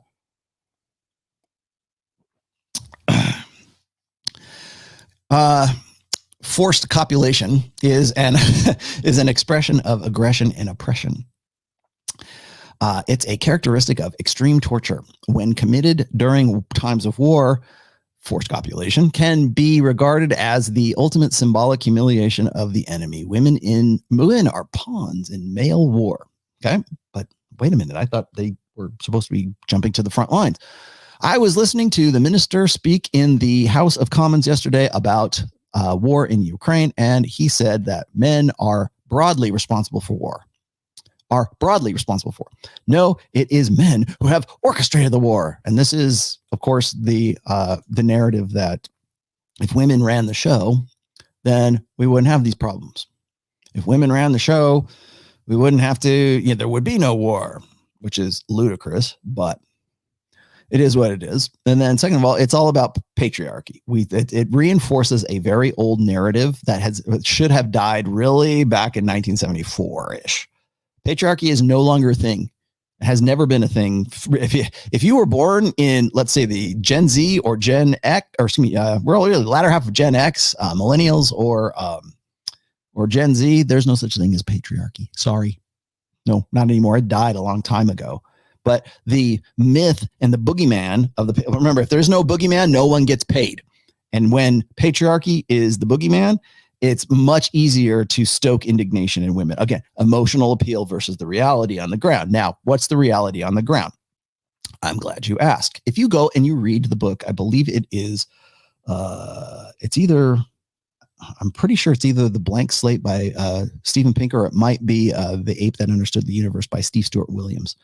They actually go into the very uncomfortable facts about grape, forced sexual copulation during wartime, and how grape or forced sexual copulation is actually a mating strategy. It is not about violence. I'm sure that maybe that certainly factors in, but the latent purpose of it is reproduction. And you can see that in statistics that show where, the age demographics for women who are subjected to, and I'm not saying this is not an endorsement. Thank you. I'm just giving you the realities on the ground here. If you look at the demographics, there is a specific demographic that men target when it comes to forced sexual copulation. Why does that rise during wartime? Well, here's the prevailing theory on that. Is that when men are in times of war, and they don't know when the next breath is going to be their last, they have nothing left to lose. So consequently, if they mate and they breed with women forcibly, that chances of sending their DNA to the next generation before they take a bullet in the head is much higher than if they tried to be nice about it and they tried to fall in love and do everything by the book and do everything the appropriate, socially acceptable, pro-social way. Let's just say that. That's the theory. I didn't make it up. It's not people bigger brains than mine figured this one out. I'm just the messenger here. Don't shoot the messenger. But that's the reality. And it sounds fairly sound to me. It sounds like a valid argument that when our subconscious as men, when we, the prevailing theory, again, I think it's Steve Stewart Williams' book, is that, organisms are simply vehicles for DNA. And when you think about immortality, we want to live forever. Okay, that's great. But the only thing that's going to live on about you into the next generation is going to be your DNA. My DNA lives on in my daughter. And, the TOMASSI DNA is flowing through my nephew's blood and flowing through my niece's blood and my brother, right? It is the perpetuation of genomes, perpetuation of alleles. And we're just simply vehicles for that. And, Ned, you're just a vehicle for your alleles, Ned. Now, are we more than that? Yeah, yes. I mean, but mechanically speaking, nuts and bolts wise, that's the idea. So is it not in an organism's best interest to forcibly copulate during a time of uncertainty, whether that person knows it's going to die, it's going to live or die? What about like salmon running up the river, they know they're going to die, or maybe they don't, but they pretty much, the behavior is that they're going to die, but they got to spawn upstream before they give it up. Right. And so the idea is that they're going to do whatever that they can do to send their genes on into perpetuity. And that's really the nuts and bolts of it. How you want to interpret that through an emotional lens, like our good friend, Dr. Charlotte here, it's an expression of aggression and oppression. No, it is simply pragmatic during times of war. Logistically speaking, it is far more pragmatic. If you're going to die the next day, or you think you're going to die the next day because your future is uncertain. Now, are men violent? Yes. Are men sons of bitches when it comes to war? Yeah. Are they more violent than women? Are we built for combat? Yes, we are. If you want the latent purpose for it, that's the latent purpose for it, particularly in times of war. That's why you see the incidents go up.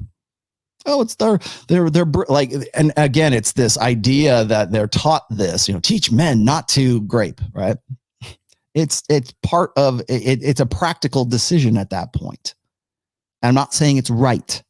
Let's just get that through your head right now. I tried to make this, actually, I think I brought this up when I was on with Myron, like symbolic humiliation. Accumulation. That's an emotional state. Aggression and oppression. That's an emotional state. That's an emotional statement, anyways. So, in emotive world, the function, the point of things is feelings. In the real world, we can see why those behaviors exist, and I'm sorry you feel about those. I mean, sometimes they're horrible. They're atrocities. Yes, 100%. But it's not the point of it isn't to make you feel bad. It's how are you going to address these things? When you want to avoid war, then let's also look at the reasons for it. Let's look at the reasons for, you avoid forced sexual copulation. Then let's look at the reasons for it rather than going, it must be because you guys are assholes. No, that's not what it is. It's logistics. It's pragmatism. And the longer you ignore that, wokesy guy, emotional woman, Dr. whatever your freaking name is, Dr. Charlotte, proud man. Proud man. God, the irony writes itself. How do you like that? Oh man. What was this one? Oh, this was really good. Actually, I want to throw this one out there. This is the guy who's the president of the Ukraine. And you want to talk about perception and curating imagery here. Again, maybe the guy is really who he says he is. He's heroic, blah, blah, blah. Not going to say he's not, but the press seems to think that his shots from back in April of 2021 should be the ones that they're using of him fighting on the quote unquote front lines in February 24th of 2022. That's what I'm saying. Now, maybe the perception is what it ought to be, but let's be honest. If we're going to be straight up, if you're looking for shots, if you're looking for victims of war, we have Google. CNN, we have Google press people, we have Google modern journalists. We can go and we can go do an image search just as well as you can. I tell you what's interesting is like when I see stuff like when I see that one shot of that lady who was like she was actually the victim of the gas leak explosion, and then they're trying to say, oh, this is Putin has blood on his hands, this is poor woman.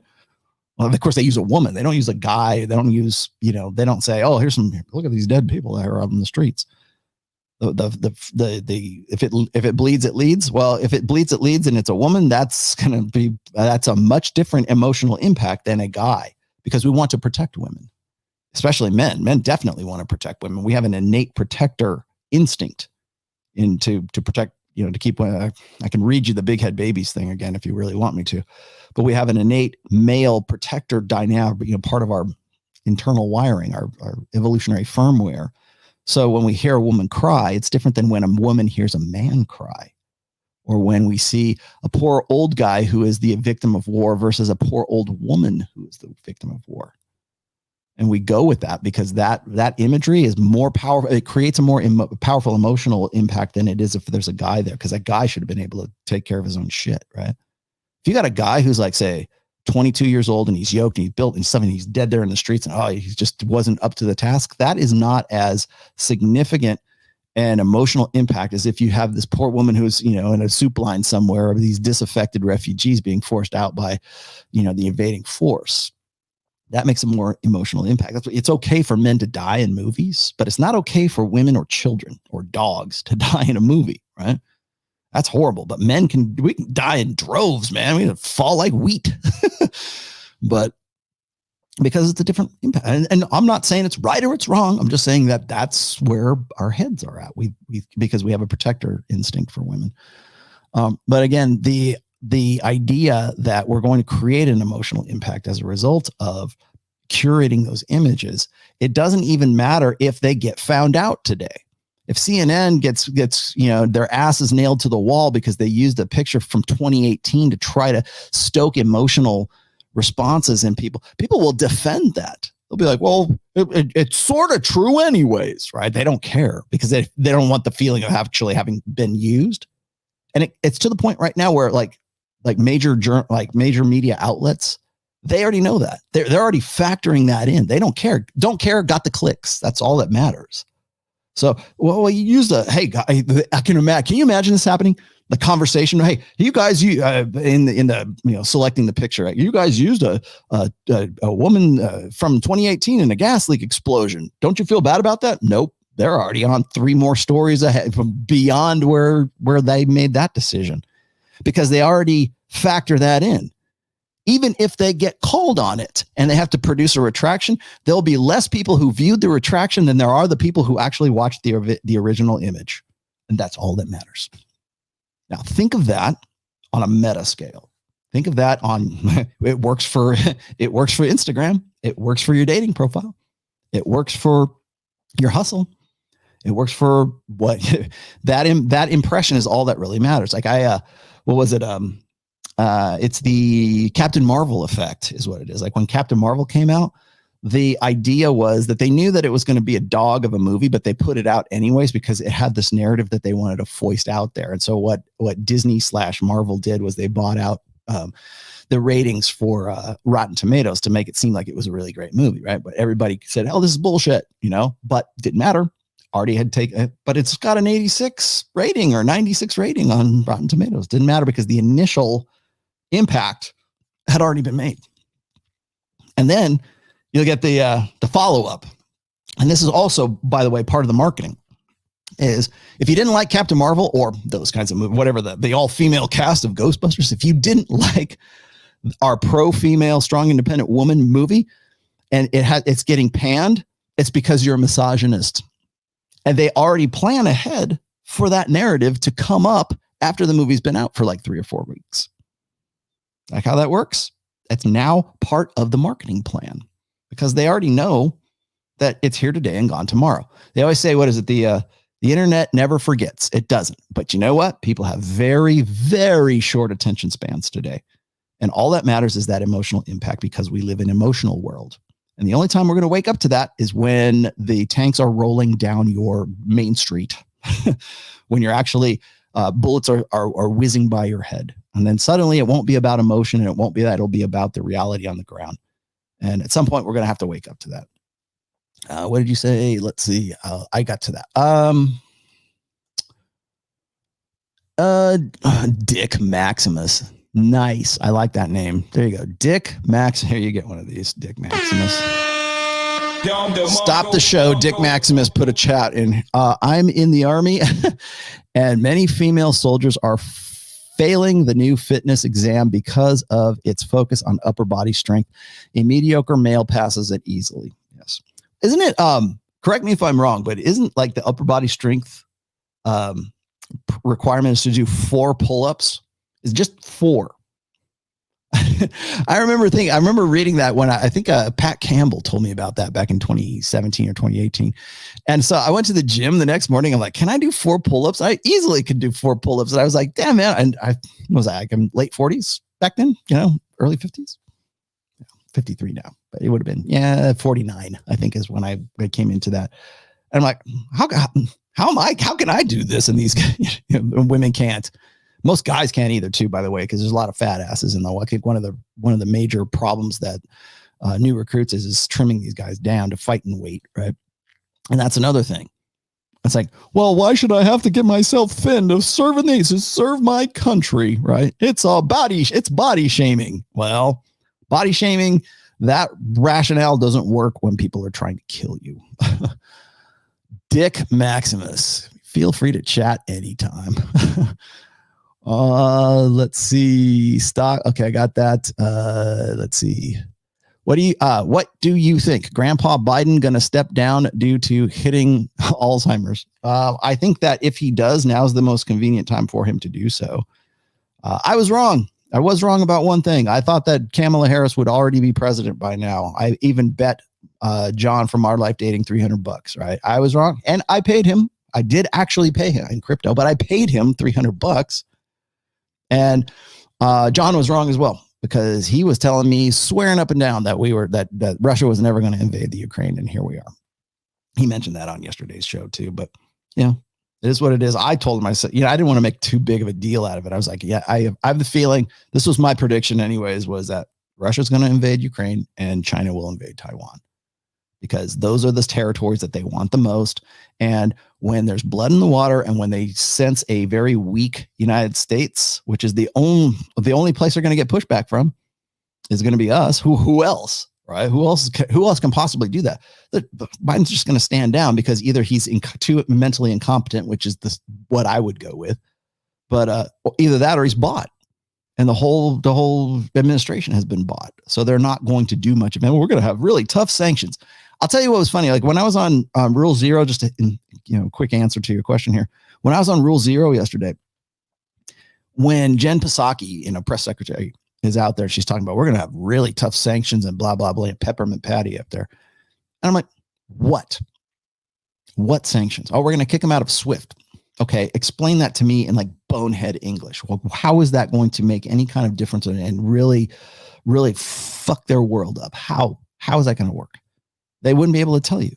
And they certainly couldn't put it in layman's terms if they did.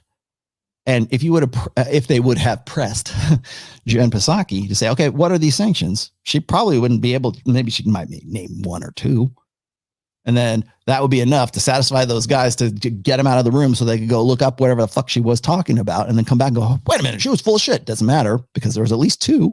Because remember, it's all about the impression. It's all about the visual. It's all about the optics. But I gave you 2 sanctions. Yeah, but they're bullshit. Doesn't matter. There were 2. Now we feel good about it. It's all that matters. But realistically, nuts and bolts, she probably wouldn't be able to tell you. Biden can't even remember the name of his dog. What do you mean? I mentioned that, by the way, at the end. I cut off that video probably a little too soon. But I mentioned that in Rule Zero yesterday. It's like, if you know anything about me, my father passed away in September of 2010.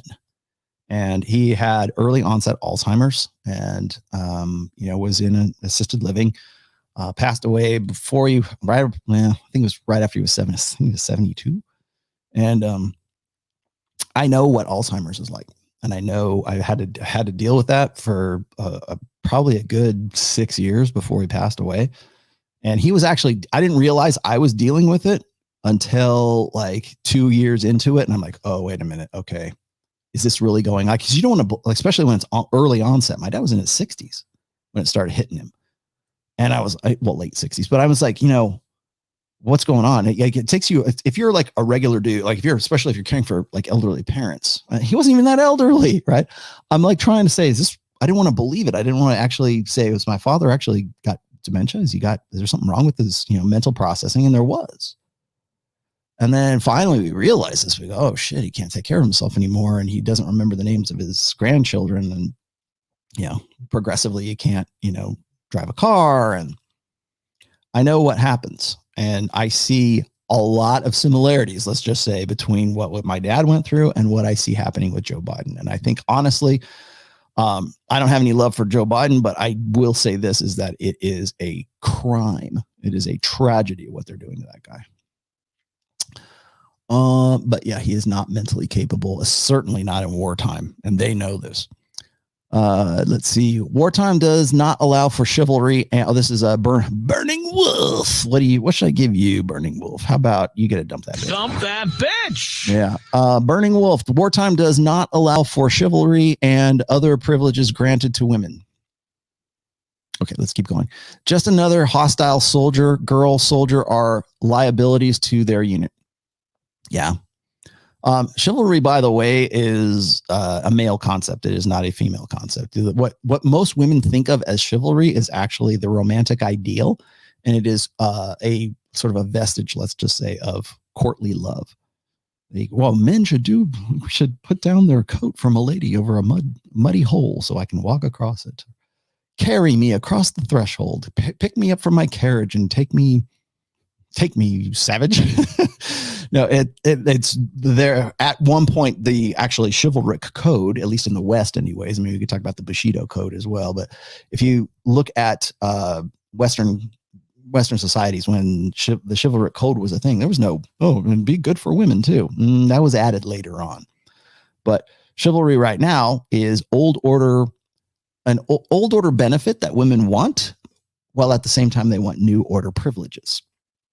And you know what? You're right, though, because you don't get either one of those when the reality says, you know what? Fuck you and your privileges and your chivalry, because if not, we're all going to die. Let's see. Keep going. So I'm scrolling. Thank you, Sammy, for keeping track of all of these today. Big ups to my good friend, Sam. Let's see. Where's Sammy? Sammy, this is for you. There you go. Thank you for keeping track, because I certainly am not. Simple Fly. Oh, you're back. I liked your interview on PBD, Patrick Bet David, and you were awesome on the Adam Sosnick's show. Thank you. Please keep it up, brother. I am going to try to, before I finish today's show, I am going to show you another thing here, because I thought it was really funny. You guys will like this. Okay. I promise you, but let me get through the rest of these. Bija Jonathan, thank you for that. Male soldier shoe. Okay, I saw that. Stocks, got that. Wartime, got that. I'm in the army. You're in the army now. Sam Whiskey, how can one be a warrior princess? Got that. Got to you. Here it is. Bija Johnson. 1260 years given to the West. The Empire of Germanic Tribes, December 25th, 800 AD. We go. Okay, so we're going to, so this is the cycle. Got it. To 2042, read the great wickedness of Christ's saints, his elect, and all Christians to know the changes from the 60s. Okay. Let's see. YOLO. Hi. In Norway, every media is framing the stories and uses the same tactics as the media in the United States. Yes, because it's a global thing, right? Remember, when I talk about like the global sexual marketplace, that's one aspect of globalization. The media is also another thing that's globalizing as well. Let's see. They use the same tactics as the media in the United States. Do the journalists in the West use the same template? Yeah, well, of course they do. And again, it's a gynocentric template.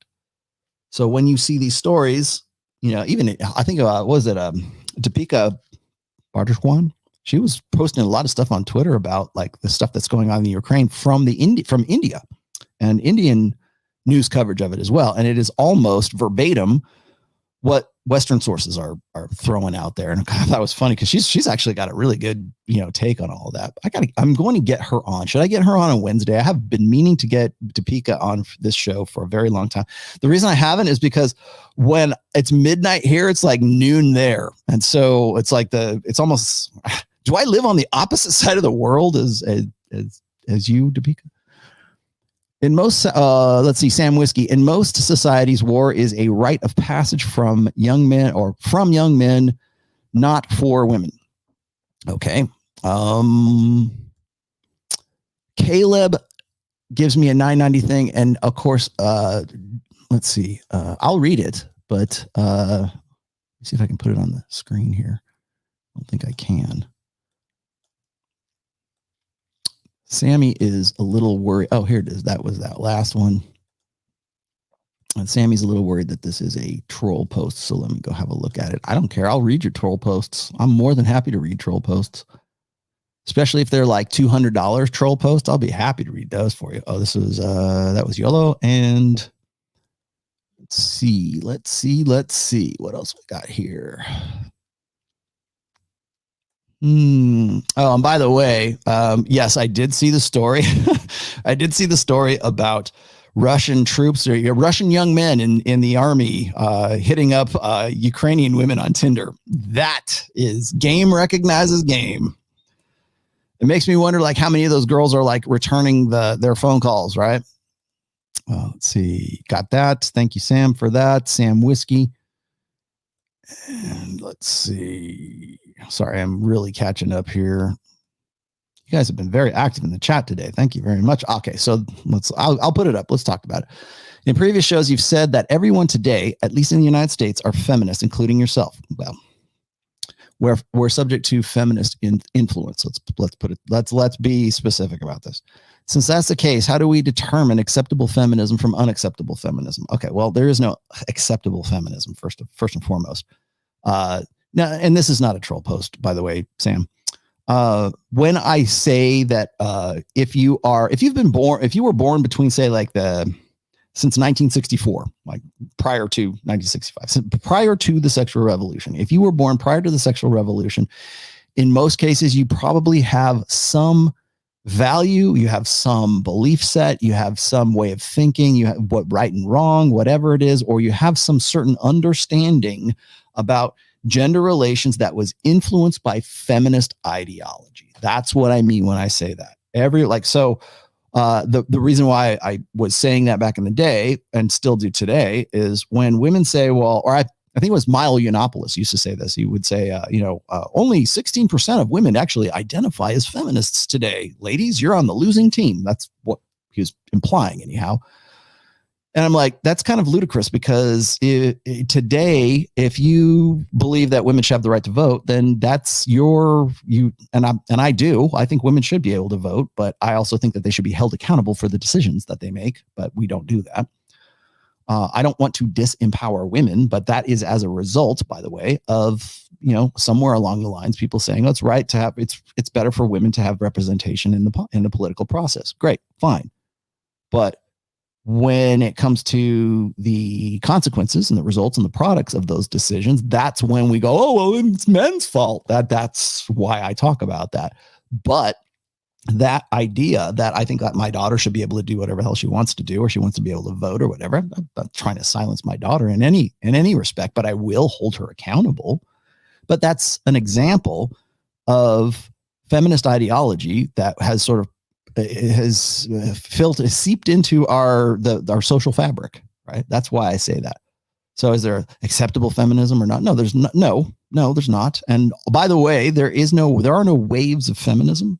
I hate it when people go, well, third wave feminism is evil. Now they want to be men, and now they want to take now they're female supremacists. No, they were always like that. And if you go back and you look at the charter of the Seneca Falls Convention of 1848, you will understand exactly that the message hasn't changed. They focused primarily on getting the vote, which they got back in 1920, August 18th, 1920. And that's when we ratify the 19th Amendment. But up until that point, you got to remember that people saw suffragettes, which were the early feminists, as being terrorists. They did. They bombed churches. They plotted assassinations. They were very white supremacists. There's a lot that we tend to look at, like we say, oh, first wave feminism. That was the good feminism. No, it wasn't. They were very much like the sort of Antifa / BLM / whatever, name the people who, the social movement, I guess, that is sort of like do it at any cost. What is Rules for Radicals, Saul Alinsky? Like that's what they were during the late 1800s into the early 1900s. And it hasn't really changed all that much. The only thing that stopped feminism and I did a full video on this, so I'm not going to talk about it too much more, but the thing about feminism, there's no waves. Those waves were just like the interruptions. World War I, World War II, Korean conflict, hormonal birth control, the sexual revolution, the swingers parties in the 70s. Like you think about what's happened historically along the way. And then there's feminism that runs through that narrative the whole time. And here we are right now where women control most of the world's economies. And if you don't believe me, I'll be happy to go get that zero. In fact, I should get that zero hedge. I'm going to talk about that, by the way, at the Rebel Capitalist. But here we are.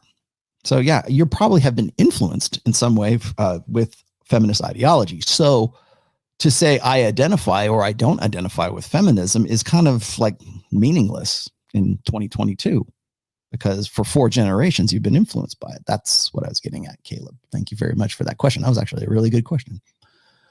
Not a troll. And then we've got Worldly Advisor. Feminism is at an all-time high in the military. And how does one deal with it with women have the golden vagina syndrome instead of the golden penis syndrome? And also, should women have to join the military just like men? No. And I would disagree with that. But again, women want the old. This is really good too. Thank you, Worldly Advisor. I've done essays on this. I've talked about this on other people's podcasts. I think I might have talked about it on this podcast as well. When the idea of putting women into selective services, by the way, which is quote unquote the draft here, mandatory conscription in the United States, that is a trump card that men will always have on women. So if women were really interested in true gender parity and true gender equality, they would be marching on Washington for the right to die from being drafted and conscripted. And until, I don't know how many men have died, until like 10 million men have died because they're the ones who got in. I don't know how, or whatever the amount, let's just round it off. Okay. 5 million, until 5 million women have died in combat defending the country, then no man should ever have to be drafted again. You want real equity, ladies? That's what you should be fighting for, but you're not going to do that. In fact, in particular, like traditional conservatives, they hate the idea of women going and being drafted, not because of gender parity or anything like that, but because they think that men are too much of pussies, that now we need women to be drafted into the military to protect your weak ass. Just like I said, who's going to protect you, gentlemen? It's going to be G.I. Jane. It's going to be, there, because they've got the muscle and they're built for combat, right? So they should be the one.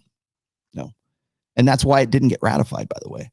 It's been up several times. I remember discussing the draft for women with Dalrock back in 2015. I think that was the first time it was proposed. And people were like, there's MRAs at the time going, yeah, finally, we got some justice. No, you're not. That will never see the light of day. And it didn't. And they tried to do it again back in 2019, 2020, I think. And you know what? Didn't get in the bill. Didn't make it in there. Surprise, surprise, surprise. No women in there. Yeah, we're not going to draft women at all. And they're still entitled. Why would we, right? They're still entitled to all the benefits that men have to sign up for selective service for, which we think of as just sort of general basic, things that we have to do, right? I'll be a Marine if you want me to be in the military, if the duty calls, right?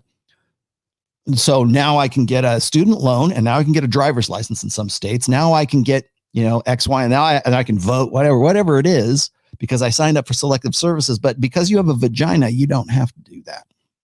You bring that up and then it's like, well, women fight too, right? Because what happens? The reality is I, as a guy, as a young man at 18 years old, I've got to sign up for selective services. And if I don't, I'm not entitled to the same privileges that a woman is in the United States. Anyways, in different countries, it's different, but certainly in the United States, you get to, in some states, you can't get a driver's license unless you sign up for selective services at 18.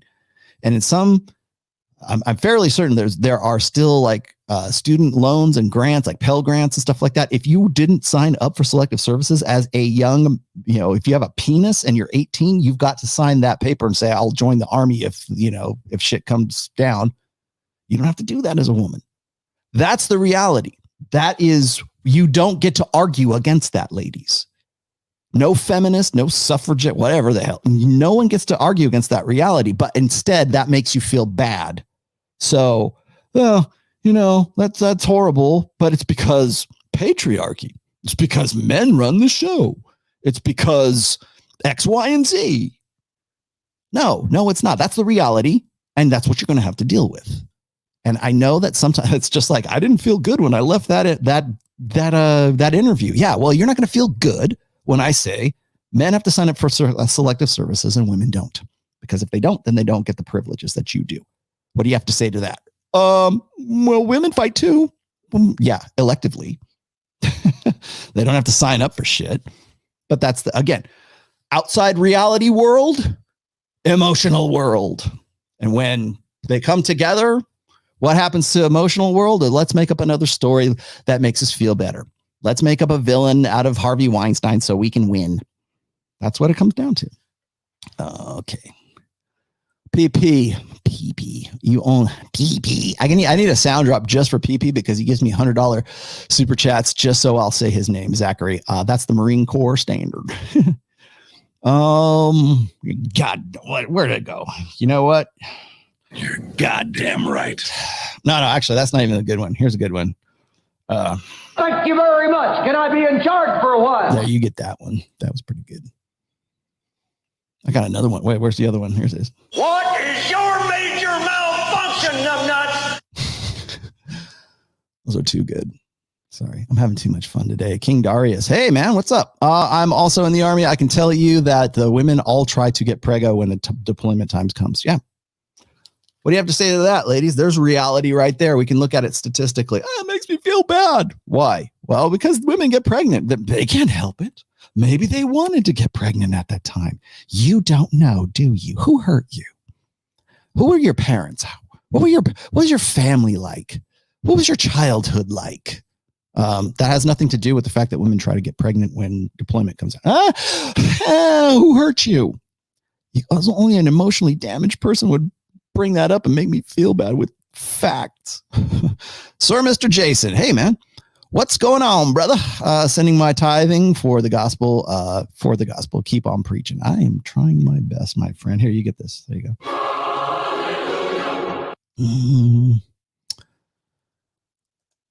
Somebody even called that one. Irish Alpha. They had every intention of putting Kamala in by now, but her ratings went to the lowest of any VP in history. Yeah, Putin and China are watching and laughing. Yeah, you know why? You know why they didn't? Because there's no need. There's no need to put her in there.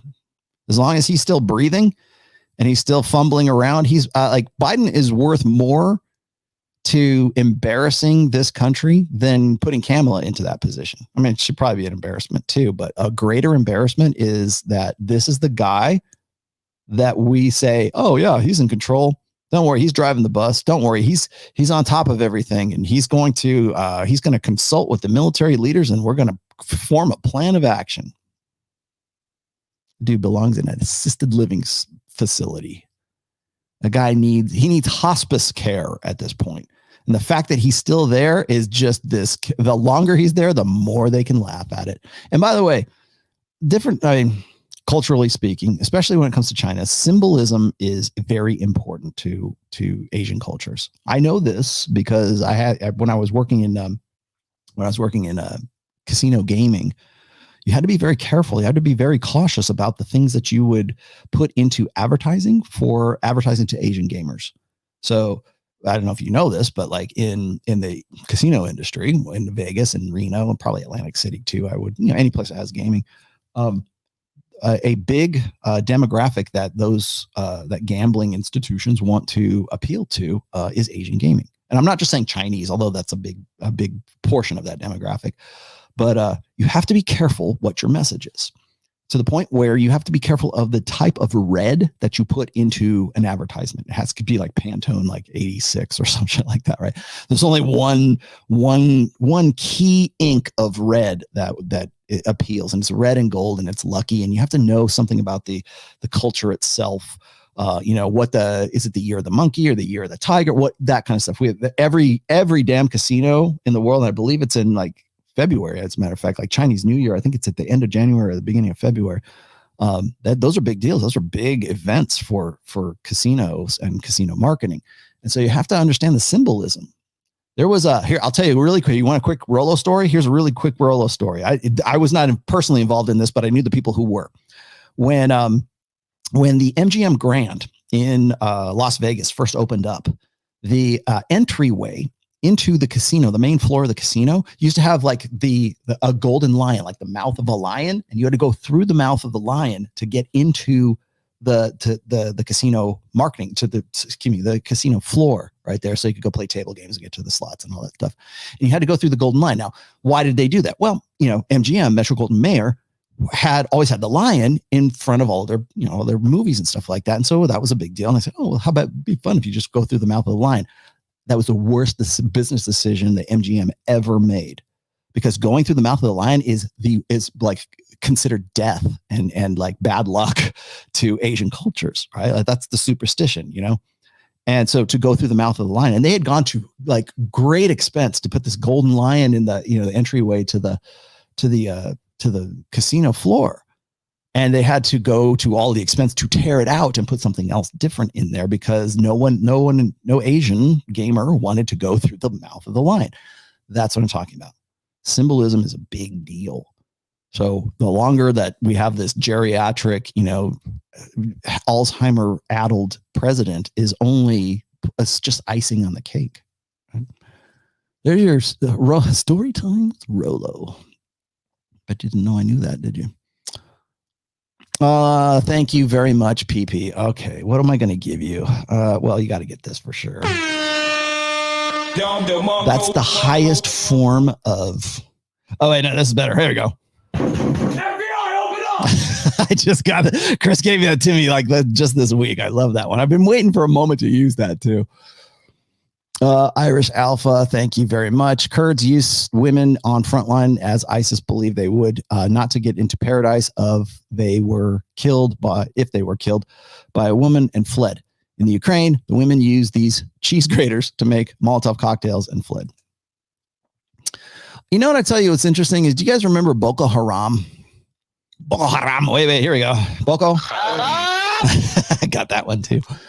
Boko Haram was remember when Michelle Obama and I think some other like notable female celebrities were very upset when Boko Haram they kidnapped like 300 young girls, and I want to say it was in Africa. It was back in the early it would have been like early 20-teens, I think. And there's this big hashtag and give us back our girls. That was the whole thing, right?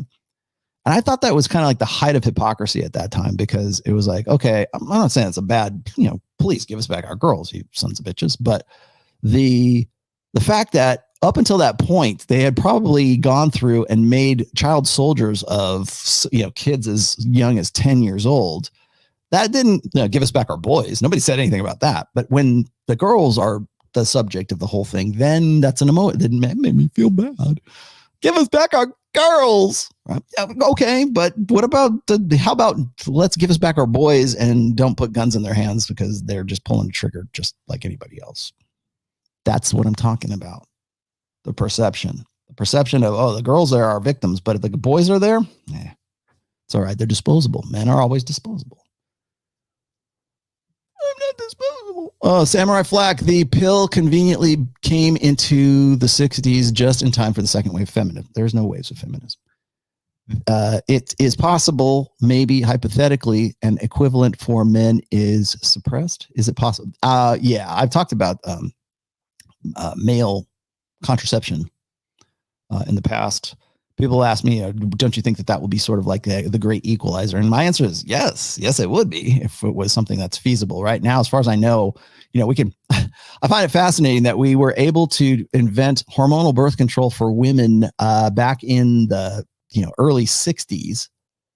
But in 2022, we have 6 landers on Mars live streaming 4K video from the surface of another planet, but we can't figure out how to, keep men's, sperm from impregnating women. We can't do that. We probably can. We just don't want to set ourselves to it. Or, what was it? I love it whenever I hear one of these, a senator or a female senator, a female House person say, well, we should just make vasectomies, reversible vasectomies, mandatory for young men when they turn, 14 or something like that. And then if they can prove that they can take care of a kid and they're ready for fatherhood, then we'll reverse it for them. Like they think that that's like some sort of like, ha, we gotcha. Because they think that it's some sort of, come up and sort of get even kind of like what I was saying before, fantasy, right? Well, if we could just do this, you're not going to have a reversible vasectomy that's not going to have some sort of complications, particularly if you're 14 fucking years old in the first place. But the idea, the fantasy, the joke of all of that is like, see, this is what it's like for women. You're making decisions for their reproductive choices. Well, actually, women make reproductive choices for men with their own reproductive choices, because ladies, it takes 2 people to actually, recombinant DNA is a thing. It's the reality. But the joke, of course, and we're going to pass legislation that's going to make us do this, right? No, you're not. But the fact that we're even having that conversation means you want to curate the perception of, well, this is comparable. This is equitable. No, it's not. It's stupid. It's just you being dumb and not focusing on the shit that you got elected to focus on in the first place. But rather than like actually focus on real issues, you'd rather fuck around. Oh, see, it's not fair. Life's not fair. Reality has a sexist bias. Sorry, not sorry. That's just how it is. And you can deal with that and you can accept that and you can work within that framework, or you can resist it. And then at some point down the line, all of your emotional investments in denial that this reality exists is going to come to a head when the bullets start flying or the saber-toothed tiger wants to eat you. Date young women. Study for prevention of GDM primarily should be encouraged at younger ages 23. Oh, good. Yeah. Let's see how far that one flies, Paul. That'd be great. Yeah. Diabetes. Well, you're going to get diabetes. I don't know where we get that, but you don't want to know why you want to know why young women are getting diabetes at 23? Because they're morbidly obese. 40% of them are, at least. And 75% are overweight. I want to also, let me take this moment since I got you here. I did do a podcast this week. I did one with Kevin Savo, and I was talking about doing the Red Pill Lions NFT. Go and have a look at that. It's still going on. I'm not running away from it. I can't. That's number one. Number two is I did a podcast as well with Mark Bell on Mark Bell's Powerhouse podcast, and the guy who's on there, I guess his partner on there is Nassim. I think that's his name. I hope I'm pronouncing that right. And I had a really, really great conversation with them. And I thought, by the way, just so to clear the air here, because in the very first part of that, they mentioned this. They are the 2 bodybuilder guys that were in that Instagram post that I used in the Michaela Peterson video, the Kill the Party video from way back in like November. And I knew who it was. I knew who they were. And I had a feeling why they were giving me the call to come on the show. And I was not there live in person. I did it by remote. I did it from here. And it turned out to be a very, very good conversation. Like probably one of the best interviews I've done, if I do say so myself. And then compliments to them, because they're really good at what they do. as far as fitness is concerned, but also is they're there. They weren't there to like, put me on blast. They were there to sort of like, sort things out. And I did.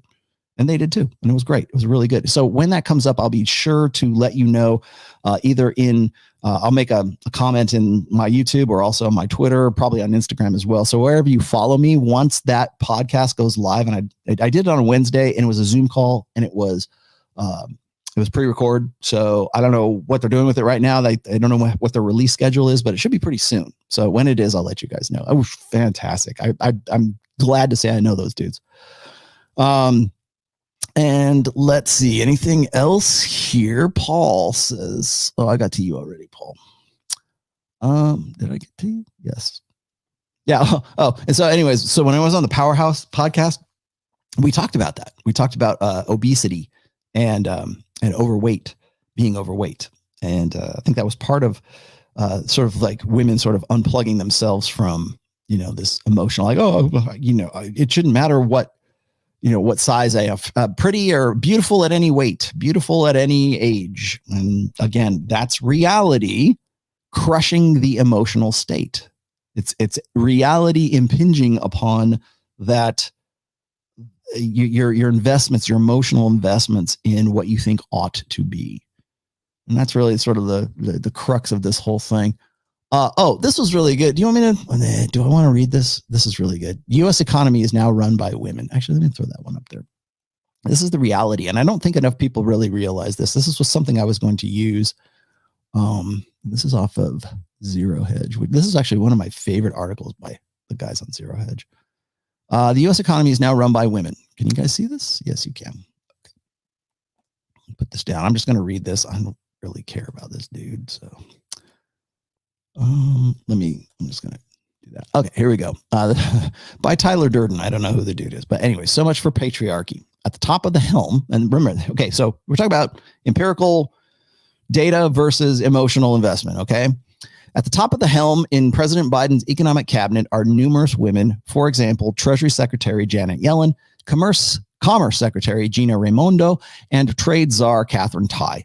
All collectively help run the economy in the United States. Many of President Biden's economic advisors are also women, Reuters notes. Now, this is from last year. The effects of having women in charge of the economy are already being noted. Biden's $2.3 trillion spending plan includes $400 billion of support for jobs that take care of kids and seniors. Treasury Secretary Janet Yellen has pointed to a focus on human infrastructure. Here we are. These are the ladies that are running your economy. Janet Yellen wrote on Twitter, in the end, it might be that this bill, that's the one that they already passed, makes 80 years of history. It begins to fix the structural problems that have plagued our economy for the past 4 decades. This is just the start for us. Rebecca Henderson, a professor at Harvard Business School, says women can bring a fresh perspective to policy. When you're different from the rest of the group, you often see things differently. How profound. You tend to be more open to different solutions. Also profound. We're in a moment of enormous crisis. We need new ways of thinking. All right. So while women have taken the helm of countries as president and prime minister, institutions that make economic decisions have largely been controlled by men until recently. Now, women like Christine Lagarde at the ECB, I want to say that's the European Central Bank, yes, and Ngozi Okonjo-Iweala, I don't know, at the WTO, World Trade Organization, and Kristalina Georgieva at the IMF, International Monetary Fund, all call the shots. So, women run finance ministries in 16 countries and 14 of the world's central banks, the report notes. The IMF's Georgieva said in January, when women are involved, the evidence is clear. Communities are better. Economies are better. The world is better. Because women just the magical hoo-hoo comes in and they suddenly know things better, right? Things economically, are we good? What's going to be funny is when you see the stock market tomorrow morning remember this. Remember these quotes. Women make great leaders because we show empathy and speak up for most vulnerable people. Women are decisive. And women can be more willing to find a compromise. Well, is that always the best way to lead? Yes, because women their nature is much more agreeable, much more compromising, right? Communitarianism. I'll explain to you what I mean about that here in a second. U.S. states run by women also had less COVID-19 deaths. False, but a new study by the American Psychological Association. Oh, the APA, who would know these things. Also, almost entirely run by women, I should also add. Despite this, women only make up 2% of CEOs. Oh, darn. Apex fallacy. At the financial institutions and less than 20% of executive board members. What a shame. That women show greater financial resiliency and stability, according to the IMF, who, by the way, is run by Georgieva.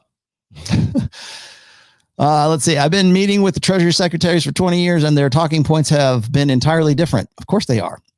In every area we discussed, Yellen put an emphasis on empathy and the impact of policies on vulnerable communities.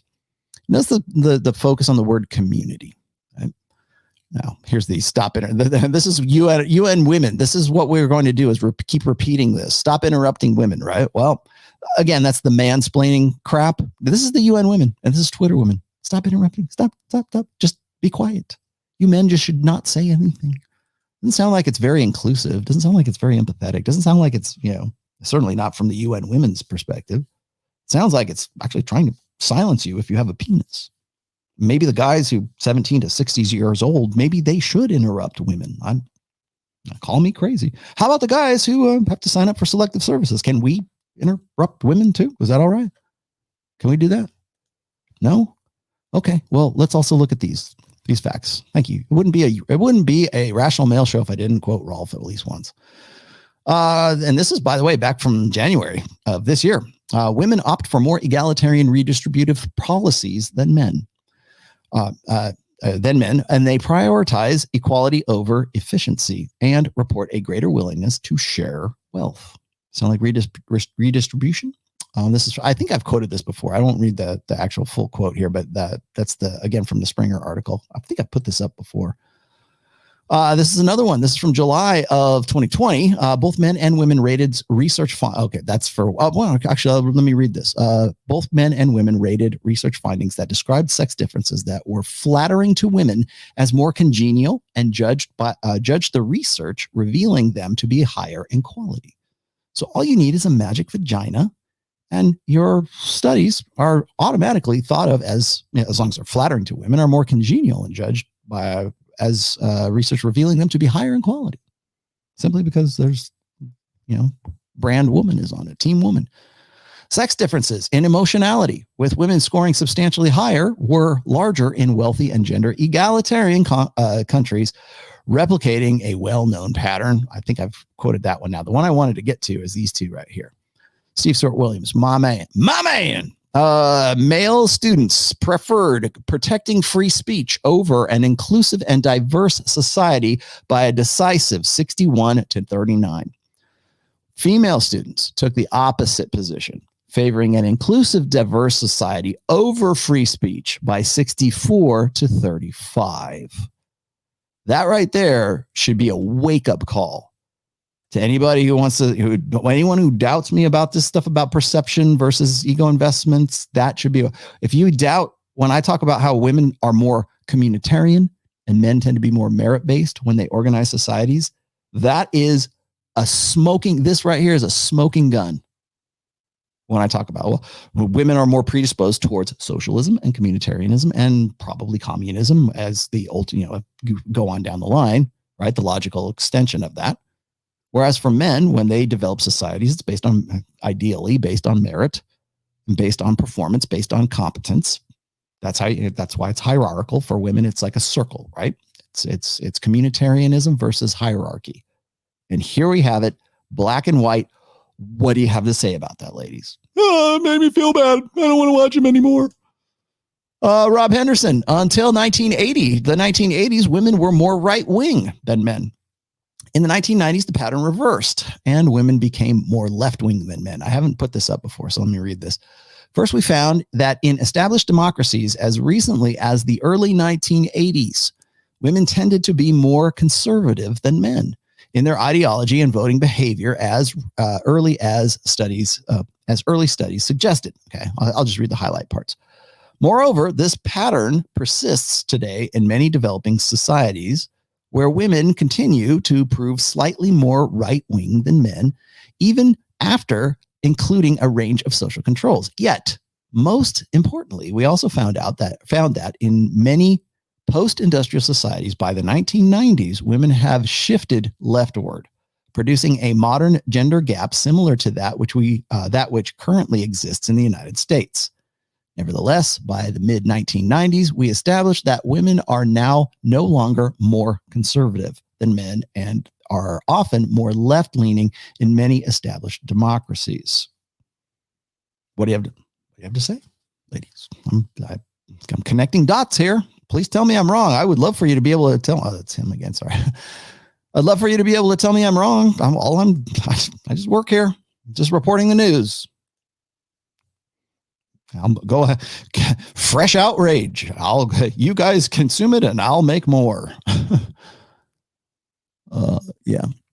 So when I talk about how women are more communitarian, this is not me just going, well, that's his opinion. No, here it is. Let's talk about this. I don't want to talk about it. Make me feel bad. I didn't feel good after that interview. I didn't feel good after that show. Yeah, well, you're not going to feel really good. And it ain't going to be me, by the way. Like, I'm glad people like what I do. I didn't set out to be some sort of like firebrand or something about the red pill. It's just like, all I do is just throw shit out there and connect dots. If you think I'm full of shit, I'm more than happy to let's talk about it. Why am I full of shit? Why don't you want to talk about it? Why don't you want to have anything to do with me? Why don't you all I'm doing is just presenting stuff that anybody, it doesn't have to be Rollo TOMASSI. It could be anybody. It's right there.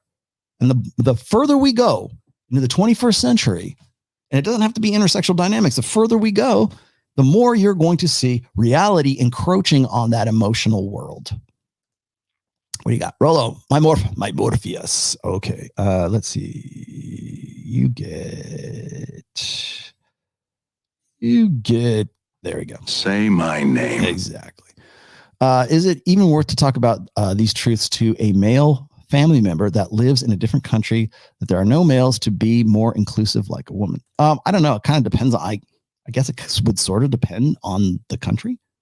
I can't for instance, when I talk about intersexual dynamics, it is cross-cultural usually, but I'm not going to say that there aren't variations or there aren't influences from different ethnicities, different countries, different cultures, different traditions. Of course there is. But all of those traditions and all of those rituals, all of those, the contextual side of how different cultures and different ethnicities do intersexual dynamics is still based on basic intersexual dynamics. It's still based on the framework. How they do it, how they limit things, the arrangements, the compromises that they make, that's up to the culture and that's up to the people. And it's shaped by their history. It's shaped by who they are, sort of, their cultural identity, for sure. Absolutely. But they're still dealing with the machine. How do we deal with promiscuity in Muslim society? Well, that's one way. How do we deal with it in sort of woke ass Western society? That's another way. How do we deal with it in Japan? Right, John? Yeah, they're still dealing with the basic problem. It's just that the context in which they are addressing it, or they are, either accepting it or not accepting it, really depends on it doesn't negate the actual dynamic. It just, how do we deal with the dynamic? That's how it works. However, and last but not least, I have to throw this one out here at the end. You are going to be so glad that you stayed for this whole show. And it's going to be an early show because I'm just going to throw this out there. Because Kevin Savo threw this at me yesterday, and I got to let you guys in on something because the cat's out of the bag and there's not really anything I can do about it because I'm not the one talking about it. And I didn't let the cat out of the bag. Somebody else did. So since everybody else is talking about this, I'm going to talk about it too. So Kevin Savo sent me this the other day, and I am only peripherally aware of a guy named Ethan. What the hell is his name? Ethan Klein. Hi, Ethan. Wait, here he goes. Say my Hi, name. Ethan. How are you? My name is ROLLO TOMASSI.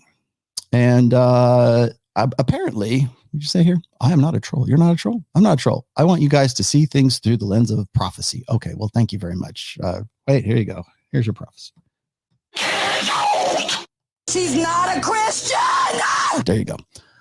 All right. So I want to introduce you to this guy. Now, if you are familiar with H3, the H3 podcast, it's big. It's certainly bigger than him. I think he's got more subs than Tim Pool. So he's definitely not a farm league podcast.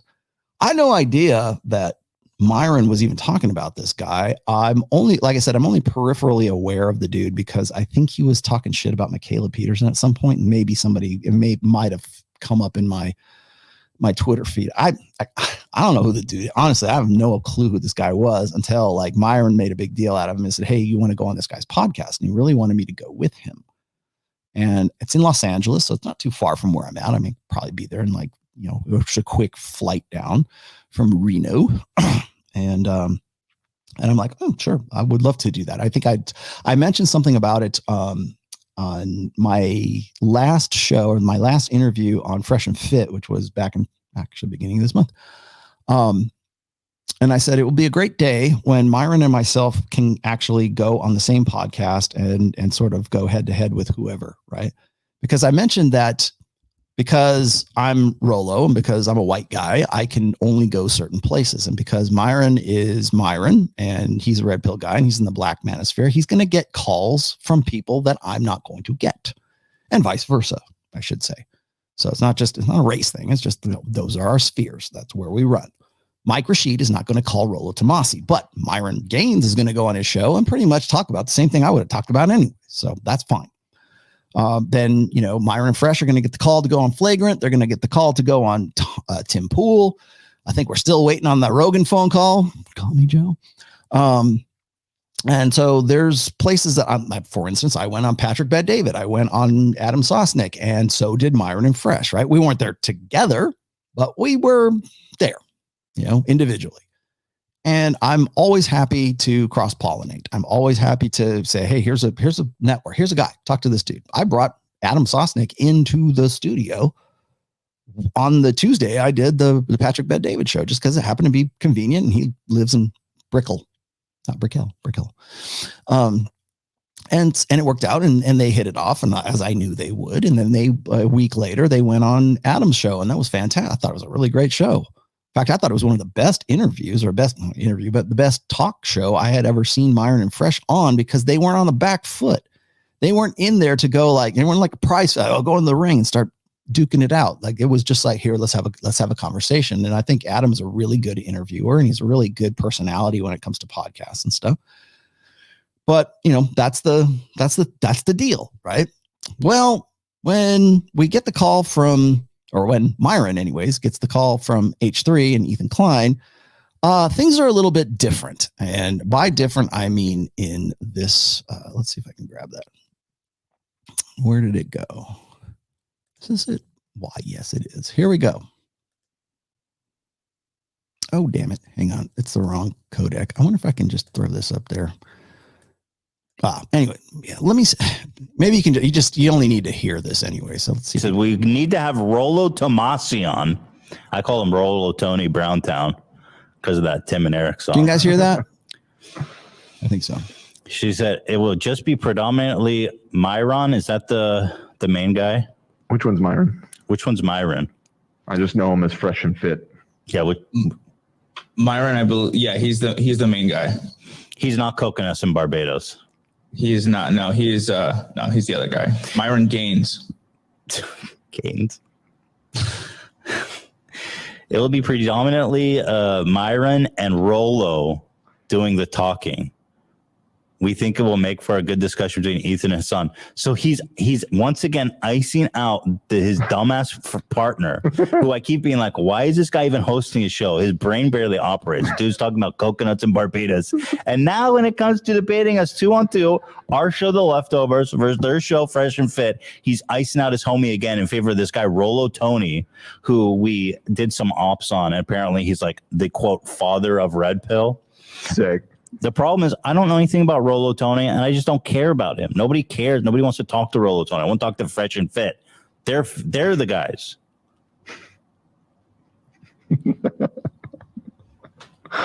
It's just so absurd. Rollo Tony, Brown Town.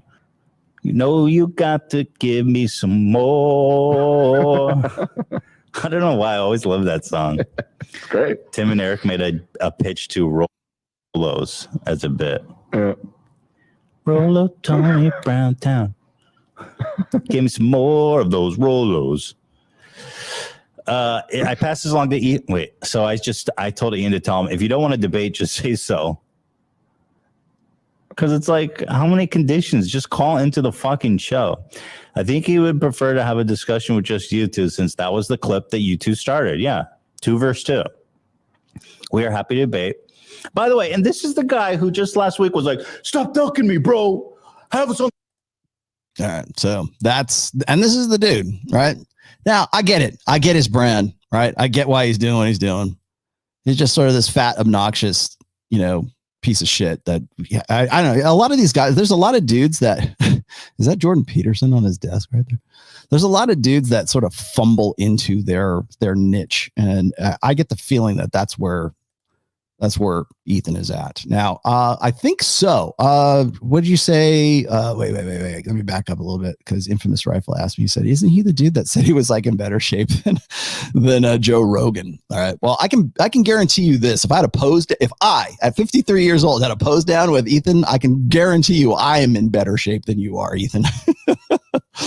But who the fuck am I to this guy? Like, where the fuck did this come from? I had no idea who this dude even was until then. Now, here's the other thing: is like, Ethan, really, I'm going to read something here. Like, this was the only tweet I've ever was ever aware of that Ethan threw at anyone. Is that how is fleecing? Okay, so he was coming at Michaela Peterson, who, by the way, has blocked me, so I can't read you the full thing. But he was like, "How is fleecing your father's fandom going? $100 per month for the Lion Club, teaching people that eating only meat cures all ailments. Must have been nice to be posting cute selfies from your father's social media accounts while he nearly died." I'm like, when I read that, I was like, maybe he actually watched. Maybe he knows who I am and he's just bullshitting, because that's what I was talking about really since November all the way up to now even. So what did you say? He's proof that brainwashing works. Yeah. What are you afraid of, Ian? I'll be happy to debate you. I won't bite, right? Like what? So whether it's fresh or it's not, here's the reason. I want to explain to you why this dude is. Actually, before I do that, I have to show you this. This was really good. Now I'm going to put this on there real fast, just so people know here's your frame of reference in all of this. Now, this was from the H3 podcast, or this is a little bit of correspondence, since they already posted this. By the way, I didn't post this. This was already on their podcast. The most recent podcast of H3, they put this up there. So I'm not selling anybody out. They've already done this. It's already been put out. Okay. So how do we know? How do we know he won't bring someone else on like Crowder? You're really that worried about Steven Crowder? I don't even know. I don't have any contact with Steven Crowder. He doesn't even know my name, man. H3 podcast, Fresh and Fit. How do you know we won't bring someone like Crowder? Who is he afraid of? I never promised Crowder I wouldn't. Tell him I am promising. You guys have been critical of the Red Pill, and Fresh and Fit / Rollo are the biggest creators in this space. Well, at least thank you for acknowledging that. It will be a great discussion and we'll get a lot of views instantly. I think that was the other side of the conversation. He says, okay, we'll think on it. Okay, no problem. I'll pass this on to Myron and Fresh tomorrow. Then Ethan comes out. Ethan wanted me to say that he's doing a hard pass on Rollo. Why? But why? So just let us know if you're up for Fresh and Fit versus Ethan and Hassan. So that pretty much confirms everything that they were just talking about a minute ago. And my only question is, what are you afraid of? why? I'll be happy to. Shit, I'll fly down there on my own dime. You know, if you put me up, I'll go down there. Where are you at? LA? San Diego? Forget where he is. So he said Southern California. I don't know exactly where. It's okay. I'm from Southern California. I'll be happy to go down. I'll drive down there. I'll go to Catalina while I'm out there too. I'll make a weekend of it. What are you afraid of? No, you know what you're afraid of is because they want Fresh and Fit on there because they know Fresh is not Rollo Tomassi. I love you, Fresh. I really do. I do. But Fresh is not me. And I love Fresh. You know that. I talked about, if you saw my most recent clips channel, I talk about like how Fresh talked about like owning a woman's soul. And I made a specific point to talk about that when I was on my last interview with Fresh and Fit.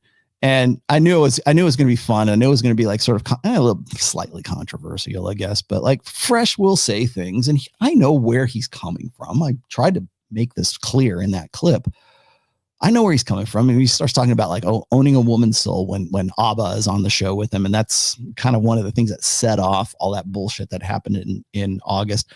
And so I wanted to sort of say, okay, I understand what you're saying, but it doesn't mean that everybody else is going to get it. And they're going to take that shit and they're going to run with it. They're looking for those viral moments. And that's exactly what a guy like Ethan, whatever the fuck his name is, looks for. In fact, that's the new, as I was saying before, in fact, this is a great, fantastic dovetail right here. This is exactly what I was talking about when I said the perception is all that people care about. So when I was talking about DJ academics back in the day, a few weeks ago, now I've sort of backed up off of that, but when I was talking about that, that's what I was saying. You say, look for that viral moment, right? The problem I had was not necessarily with DJ academics. It's the fact that he took those clips and made his boys look like idiots for 1 minute and 30 seconds, which is and the reason why I drew attention to that is because that's exactly what Michaela Peterson did with me when my show came out, or when she decided that she was going to put my show out, because those clips came out simultaneously with when she published the full episode of that show. Now, what are you going to watch? The 1 minute and 30 second clip that says, here's what happened on this show. Or are you going to go, oh, you know what? This sounds like bullshit to me. I think I'll watch the whole 2 hours. I've got 2 hours to kill. Let's watch the whole thing. Why is it that people in this show, by the way, are going to say, Rollo, where's the time cues? I ain't got no time for a 2 hour and 50 minute video. It's going to be 3. I don't have time for 3 hours video. Just give me the highlights clip. Well, guess what? That highlights clip is the fucking clip. That's why. So when Abba and Preach go at Fresh and Fit, what do? They pull that one little clip of Fresh going, I want to own a woman's soul, when it comes to genuine desire. Now, I try to explain that, but people don't have patience for that. Ain't nobody got time for that. Ain't nobody got time to watch the Brittany Renner show with Fresh and Fit. Ain't nobody got time for Flagrant. They just want the highlight clip. It's like fucking Sports Center, man. Just show me the highlights. Show me the dunk, and then I'll move on to the next dunk. And I'll move on to the next field goal or touchdown or goal or whatever. Hopefully the freaking Golden Knights get into the playoffs. Yeah, Ethan. Well, so you know why Ethan doesn't want me on the show? It's because I ain't going to give you that fucking 30 seconds that you're looking for, which is why you want fucking Fresh on there. Because the odds are that if I'm on there with Myron and Fresh is on there with Myron, you're probably not going to get that 1 minute, 30 second clip that you want to pull out so that you can make yourself look like a fucking hero and make us look like idiots. That's why. Because ain't nobody got time for that. And that's the marketing plan. And it's exactly what I've been talking about this entire fucking show. Like I pulled that right in. That's awesome. Exactly what I was saying. It's curating that image, curating those pictures, curating those little snippets of video. Nobody's going to watch a 2 hour shit. No, barely anybody. How many people we got now? I got 1,600 people. Thank you for watching. Thank you for saying, you know what? I really appreciate you for sticking around this entire thing. Right. But you know what? As soon as this video is over and it goes into my archive, you know what the average watch time is going to be? 28 minutes, maybe.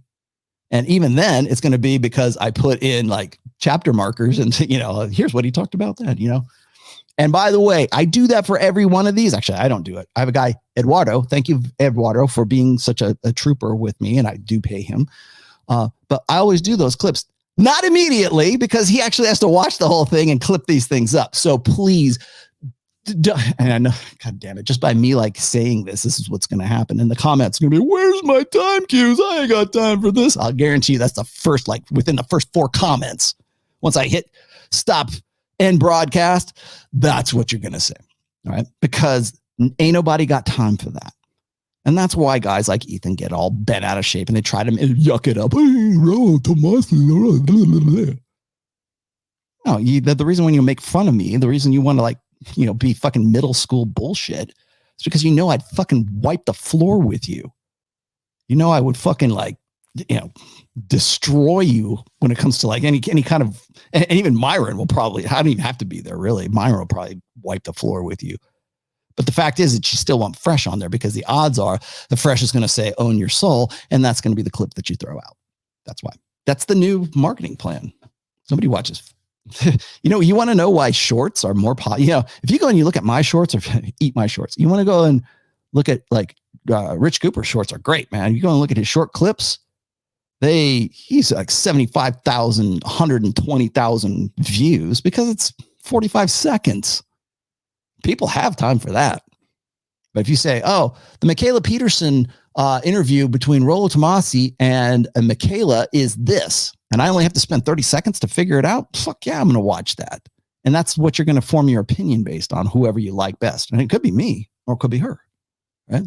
I don't do shit like that. I'll put out, what I think are like salient points in my shorts, but I don't like try to say, oh, I had such and such. I had this son of a bitch on my show and watch me own him in this 30-second clip right here. You got time for that, right? Yeah. Oh, good. Subscribe, buy my Gumroad course, do this, whatever, buy my merch. That's how it works. That's where we're at right now. And it works for girls who are trying to convince you that, there's women on the front line down in the trenches, while they're doing TikTok videos and down, hey, here come the Russians. And it goes for Ethan as well. Like that's how we're marketing right now. What's the perception? Well, how do I curate that? How do I get the most bang for the 30 seconds I have your attention? That's why you want Fresh. That's why you don't want me on there, because you're not looking for you're not looking to have your mind changed about anything. And what were you going to debate about anyways? Really? What are you going to debate?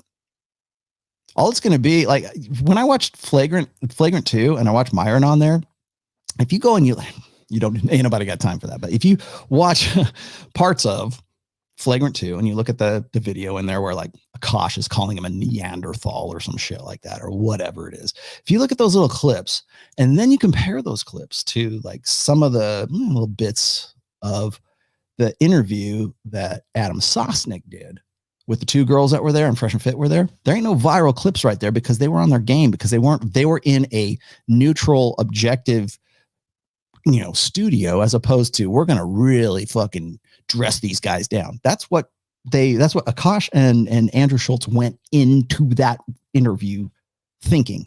We're going to really fuck these guys up. And we're going to find a 30-second clip and make everyone think that this sums up the whole 2.5-hour video. So yeah, that's what you're trying to do, Ethan. And that's why you don't want me on the show. So you're welcome to come on here anytime. You want to talk about, tell me what the subject is. I want to debate Rollo. I don't know. Why are you so afraid of me? Really? Why are you afraid? Why, why am I even on your radar is what I want to know. It's like, how the fuck do I know you? It's always funny to me when people that I've got like not in my sphere, let's just say, like come at me and I'm like, who? Oh yeah, I remember that. The F-35 crash was a female. Yeah. Yep. 30 million. Was it $300 million? I thought it was $100 million. I don't know. 300 million sounds a lot. Sounds like a lot. The F-35, is that the stealth fighter? I think that was it. And then what'd you say? Ethan remembers me from Titanica. Ass kicking fat kid. Okay. I don't know what that means, but I'll make sure I bring up ass-kicking fat kid if he ever calls. All right. Is there anything else I should know about? I have no clue who the dude is, but Ethan, if you're watching, and I'm sure you will, because one of your guys who's doing it, we did our ops on Rollo. Great. Okay. Yeah. You know why you won't debate me? You know what you don't want me on your show? Because you did your ops on Rollo. That's why. Oh, man. Okay. Yeah. And now that I'm about to shut down the show. Oh, wait a minute. FBI, open up! Oh, shit. I've been talking about the Ukraine. What you got here? I thought the Michaela Peterson interview went well. I did too, but you have to watch the whole thing to do it, right? And she seemed to agree with most of what you say. Yeah. I don't know why she's mad at you. Maybe she just likes you. Maybe she just wants to bang me, right? Why do you care so much about me, Michaela?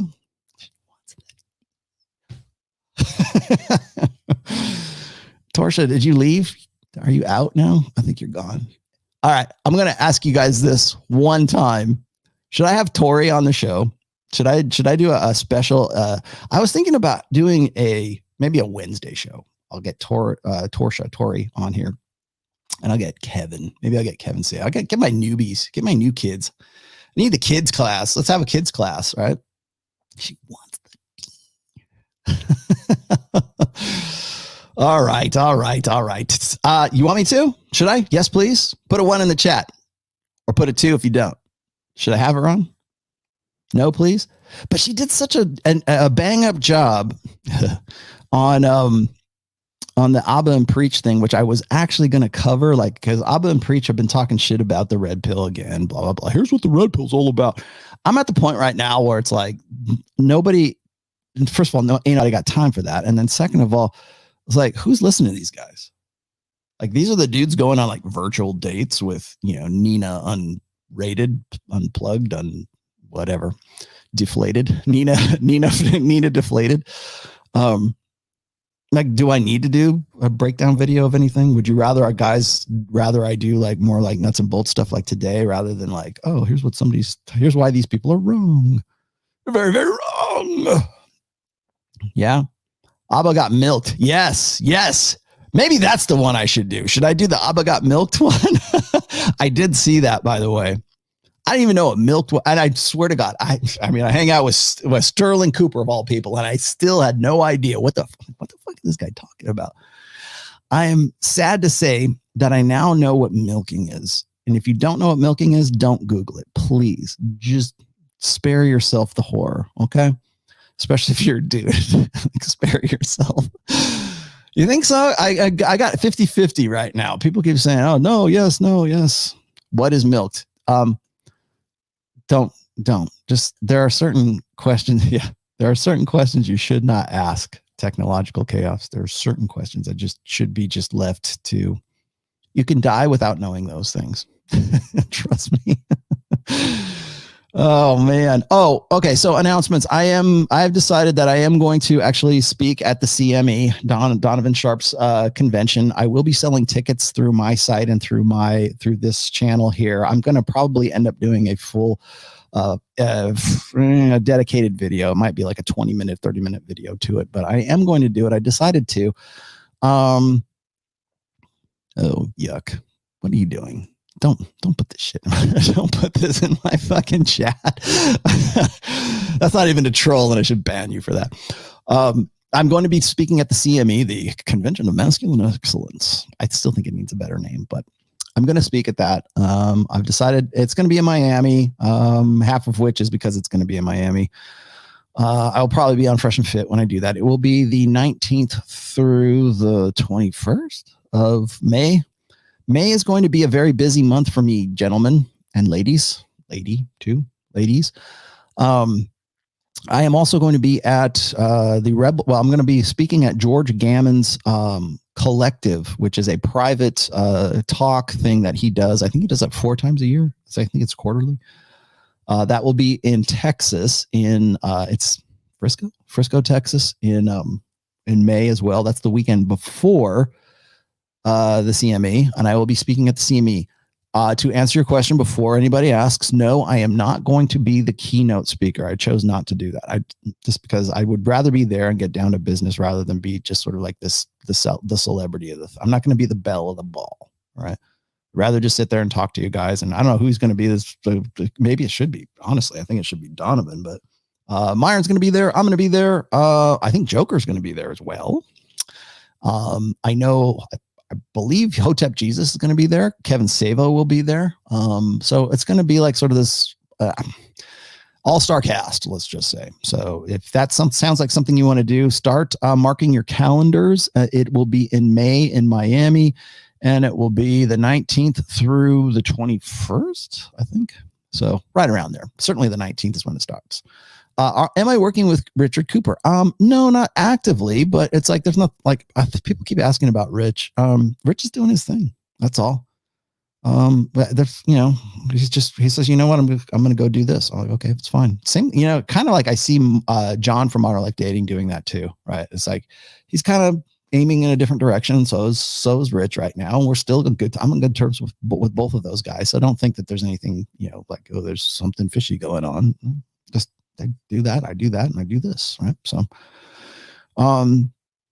so that will be, yeah, Joker from Better Bachelor will be there. I'm trying to think of who else is going to be there. I got a list. I don't want to like spoil surprises for Donovan. I don't know what he wants me to talk about or not, but I will say that I am going to be there. So, tickets will be coming up. I'll be selling my own tickets. Please buy them through me if you're going to come to see me.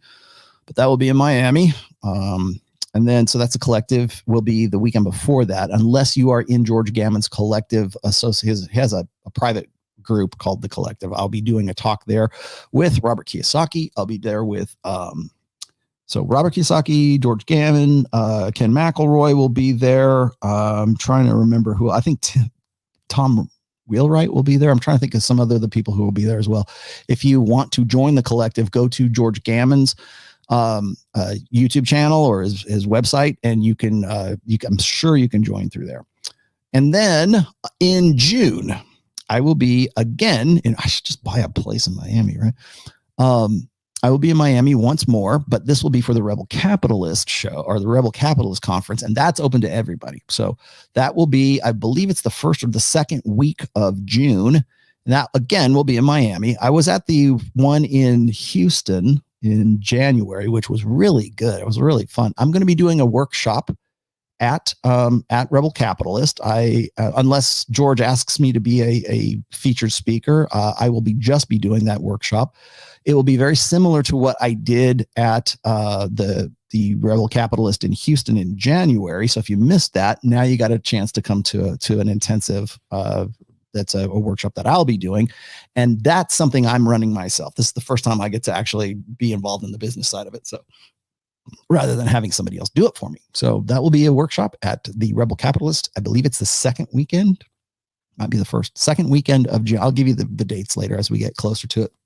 But Rebel Capitalist will be in June, Miami, and I might even be doing some extracurricular things there too. So like maybe deep sea fishing or something.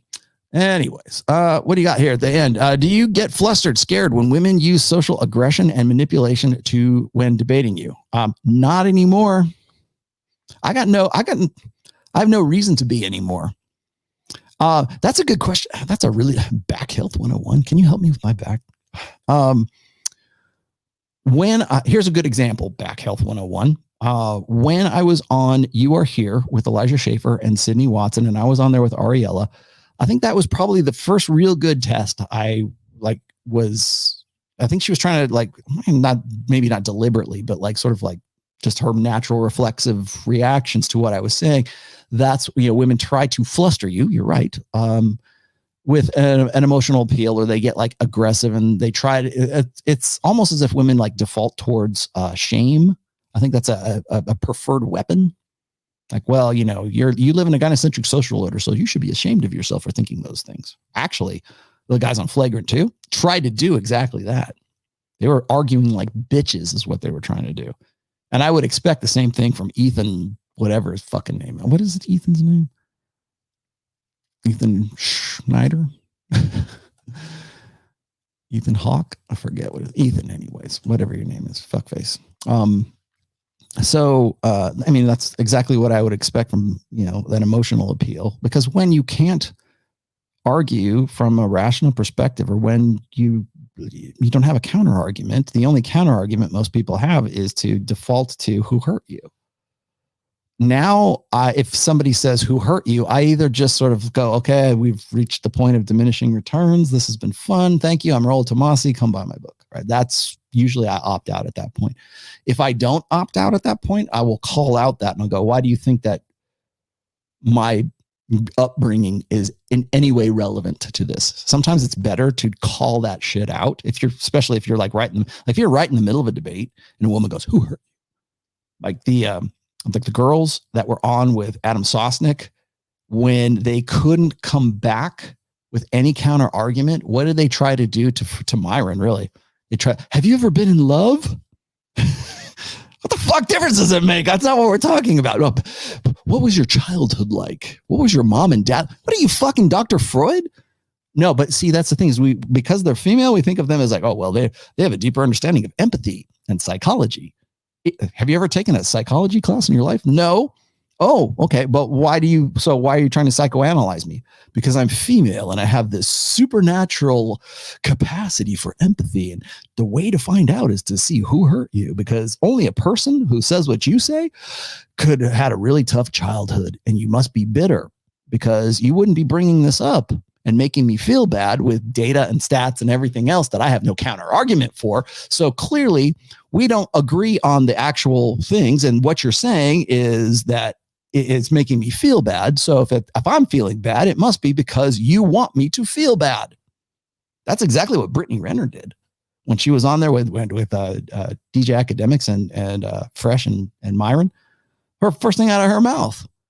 Why do you feel satisfied by destroying these women's egos and dressing them down and holding them accountable? What about you, mister? What does that make you feel like a man? Feel like a man? That was the first thing out of her mouth, because that's the only thing she can't argue. When you can't argue the stats and the data and the statistics and everything, the only thing that's left is an emotional appeal. So no, it doesn't fluster me anymore. I'll just call the bullshit out, or I just won't deal with it. One or the other. Rollo. Yes. Do you have the Rational Male either the book or audio in Spanish? I do have the book in Spanish. Actually, I have a guy, what's his name? Geraldo. Actually took the time to translate all 3 books. Well, maybe even 4. Well, at least the first 3 books are in Spanish right now. I have not released them just yet because I'm pretty good at Spanish. Like, I can speak Spanish well enough to like get myself into trouble in Mexico. And I can read Spanish pretty well because I had 4 or 5 years in Spanish when I was in college, right? That was my foreign language, which was great because when I was working in the casinos, they pretty much all spoke Spanish down in the cafeteria.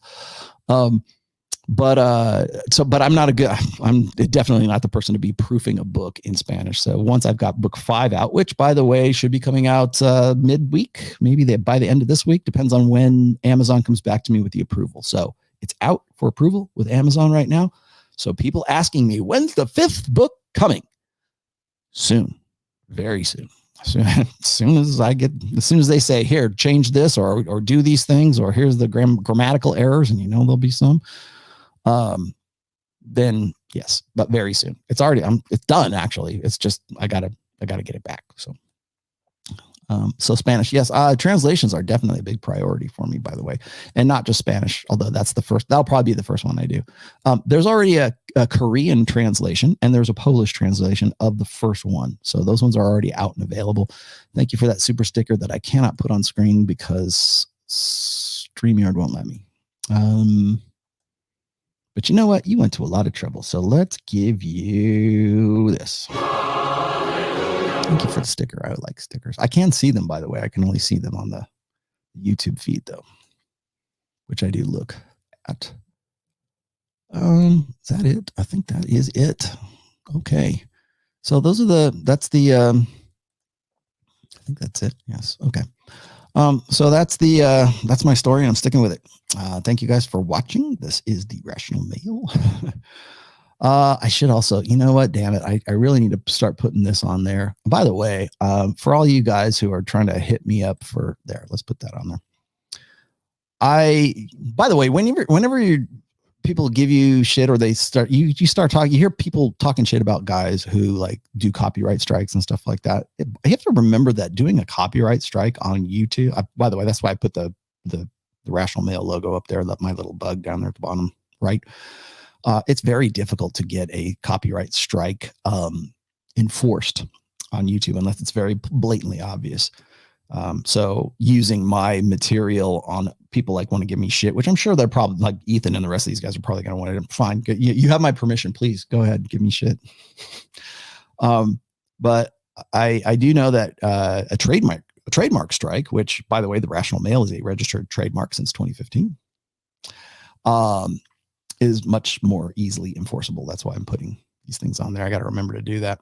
So, and then also, by the way, if you are trying to catch me on that nudity strike thing that I was talking about last show for Myron and Fresh, and I told you guys this as well, you're not going to catch me on this. I already know, I know the scam, and YouTube knows the scam now too. So, but I thought that was interesting. What do you got? I can help translate Portuguese. Okay. That sounds good. Hit me up. I'll hit you up. I'll tell you what, yeah, I'll put out the call for other, oh, by the way, is it no Turkish is a high priority for me as well. So, all right, guys, that's it. I think you guys want me to do a Q&A. I haven't done a Q&A in a very long time. I might do a Q&A on Wednesday. Should I do a live? Maybe I'll do a live Q&A on Wednesday. Maybe I'll bring Torsha on and I'll do a Q&A. I really wanted to talk about the Abba and Preach thing because I thought that they were really kind of butchering things. But then again, it's like, who cares? I mean, who really cares about these guys? Clearly, you guys don't. What does doctors believe SMV study primarily, not primarity? First pregnancy should be encouraged. Okay, yes. Thank you for the diabetes thing. Good. You got it. There you go. Here, there's your plug, my friend. You got it. You win, Paul. There's your $5 worth. Abba is the milkman. Oh shit! Thank you. See now, damn it, Lester. I have to use Abba is the milkman as the title for that video. How fucking crazy would that be? Thank you for that, Lester. I'm going to definitely use that as the title when I do that. And Infamous, hey, what's up, man? I see you. Yes. And yeah, they don't. They really don't. We got bigger fish to fry. I got bigger things to do. I got better things to do. When I got Ethan hitting me out, trying to give me shit, like out of the blue, like Kevin sent me that shit and he was like, hey, did you know that H3 is talking about you? I'm like, who? And I saw this. I'm like, who am I to these fucking guys, man? So anyways, thanks. I will see you guys Wednesday. I'm out.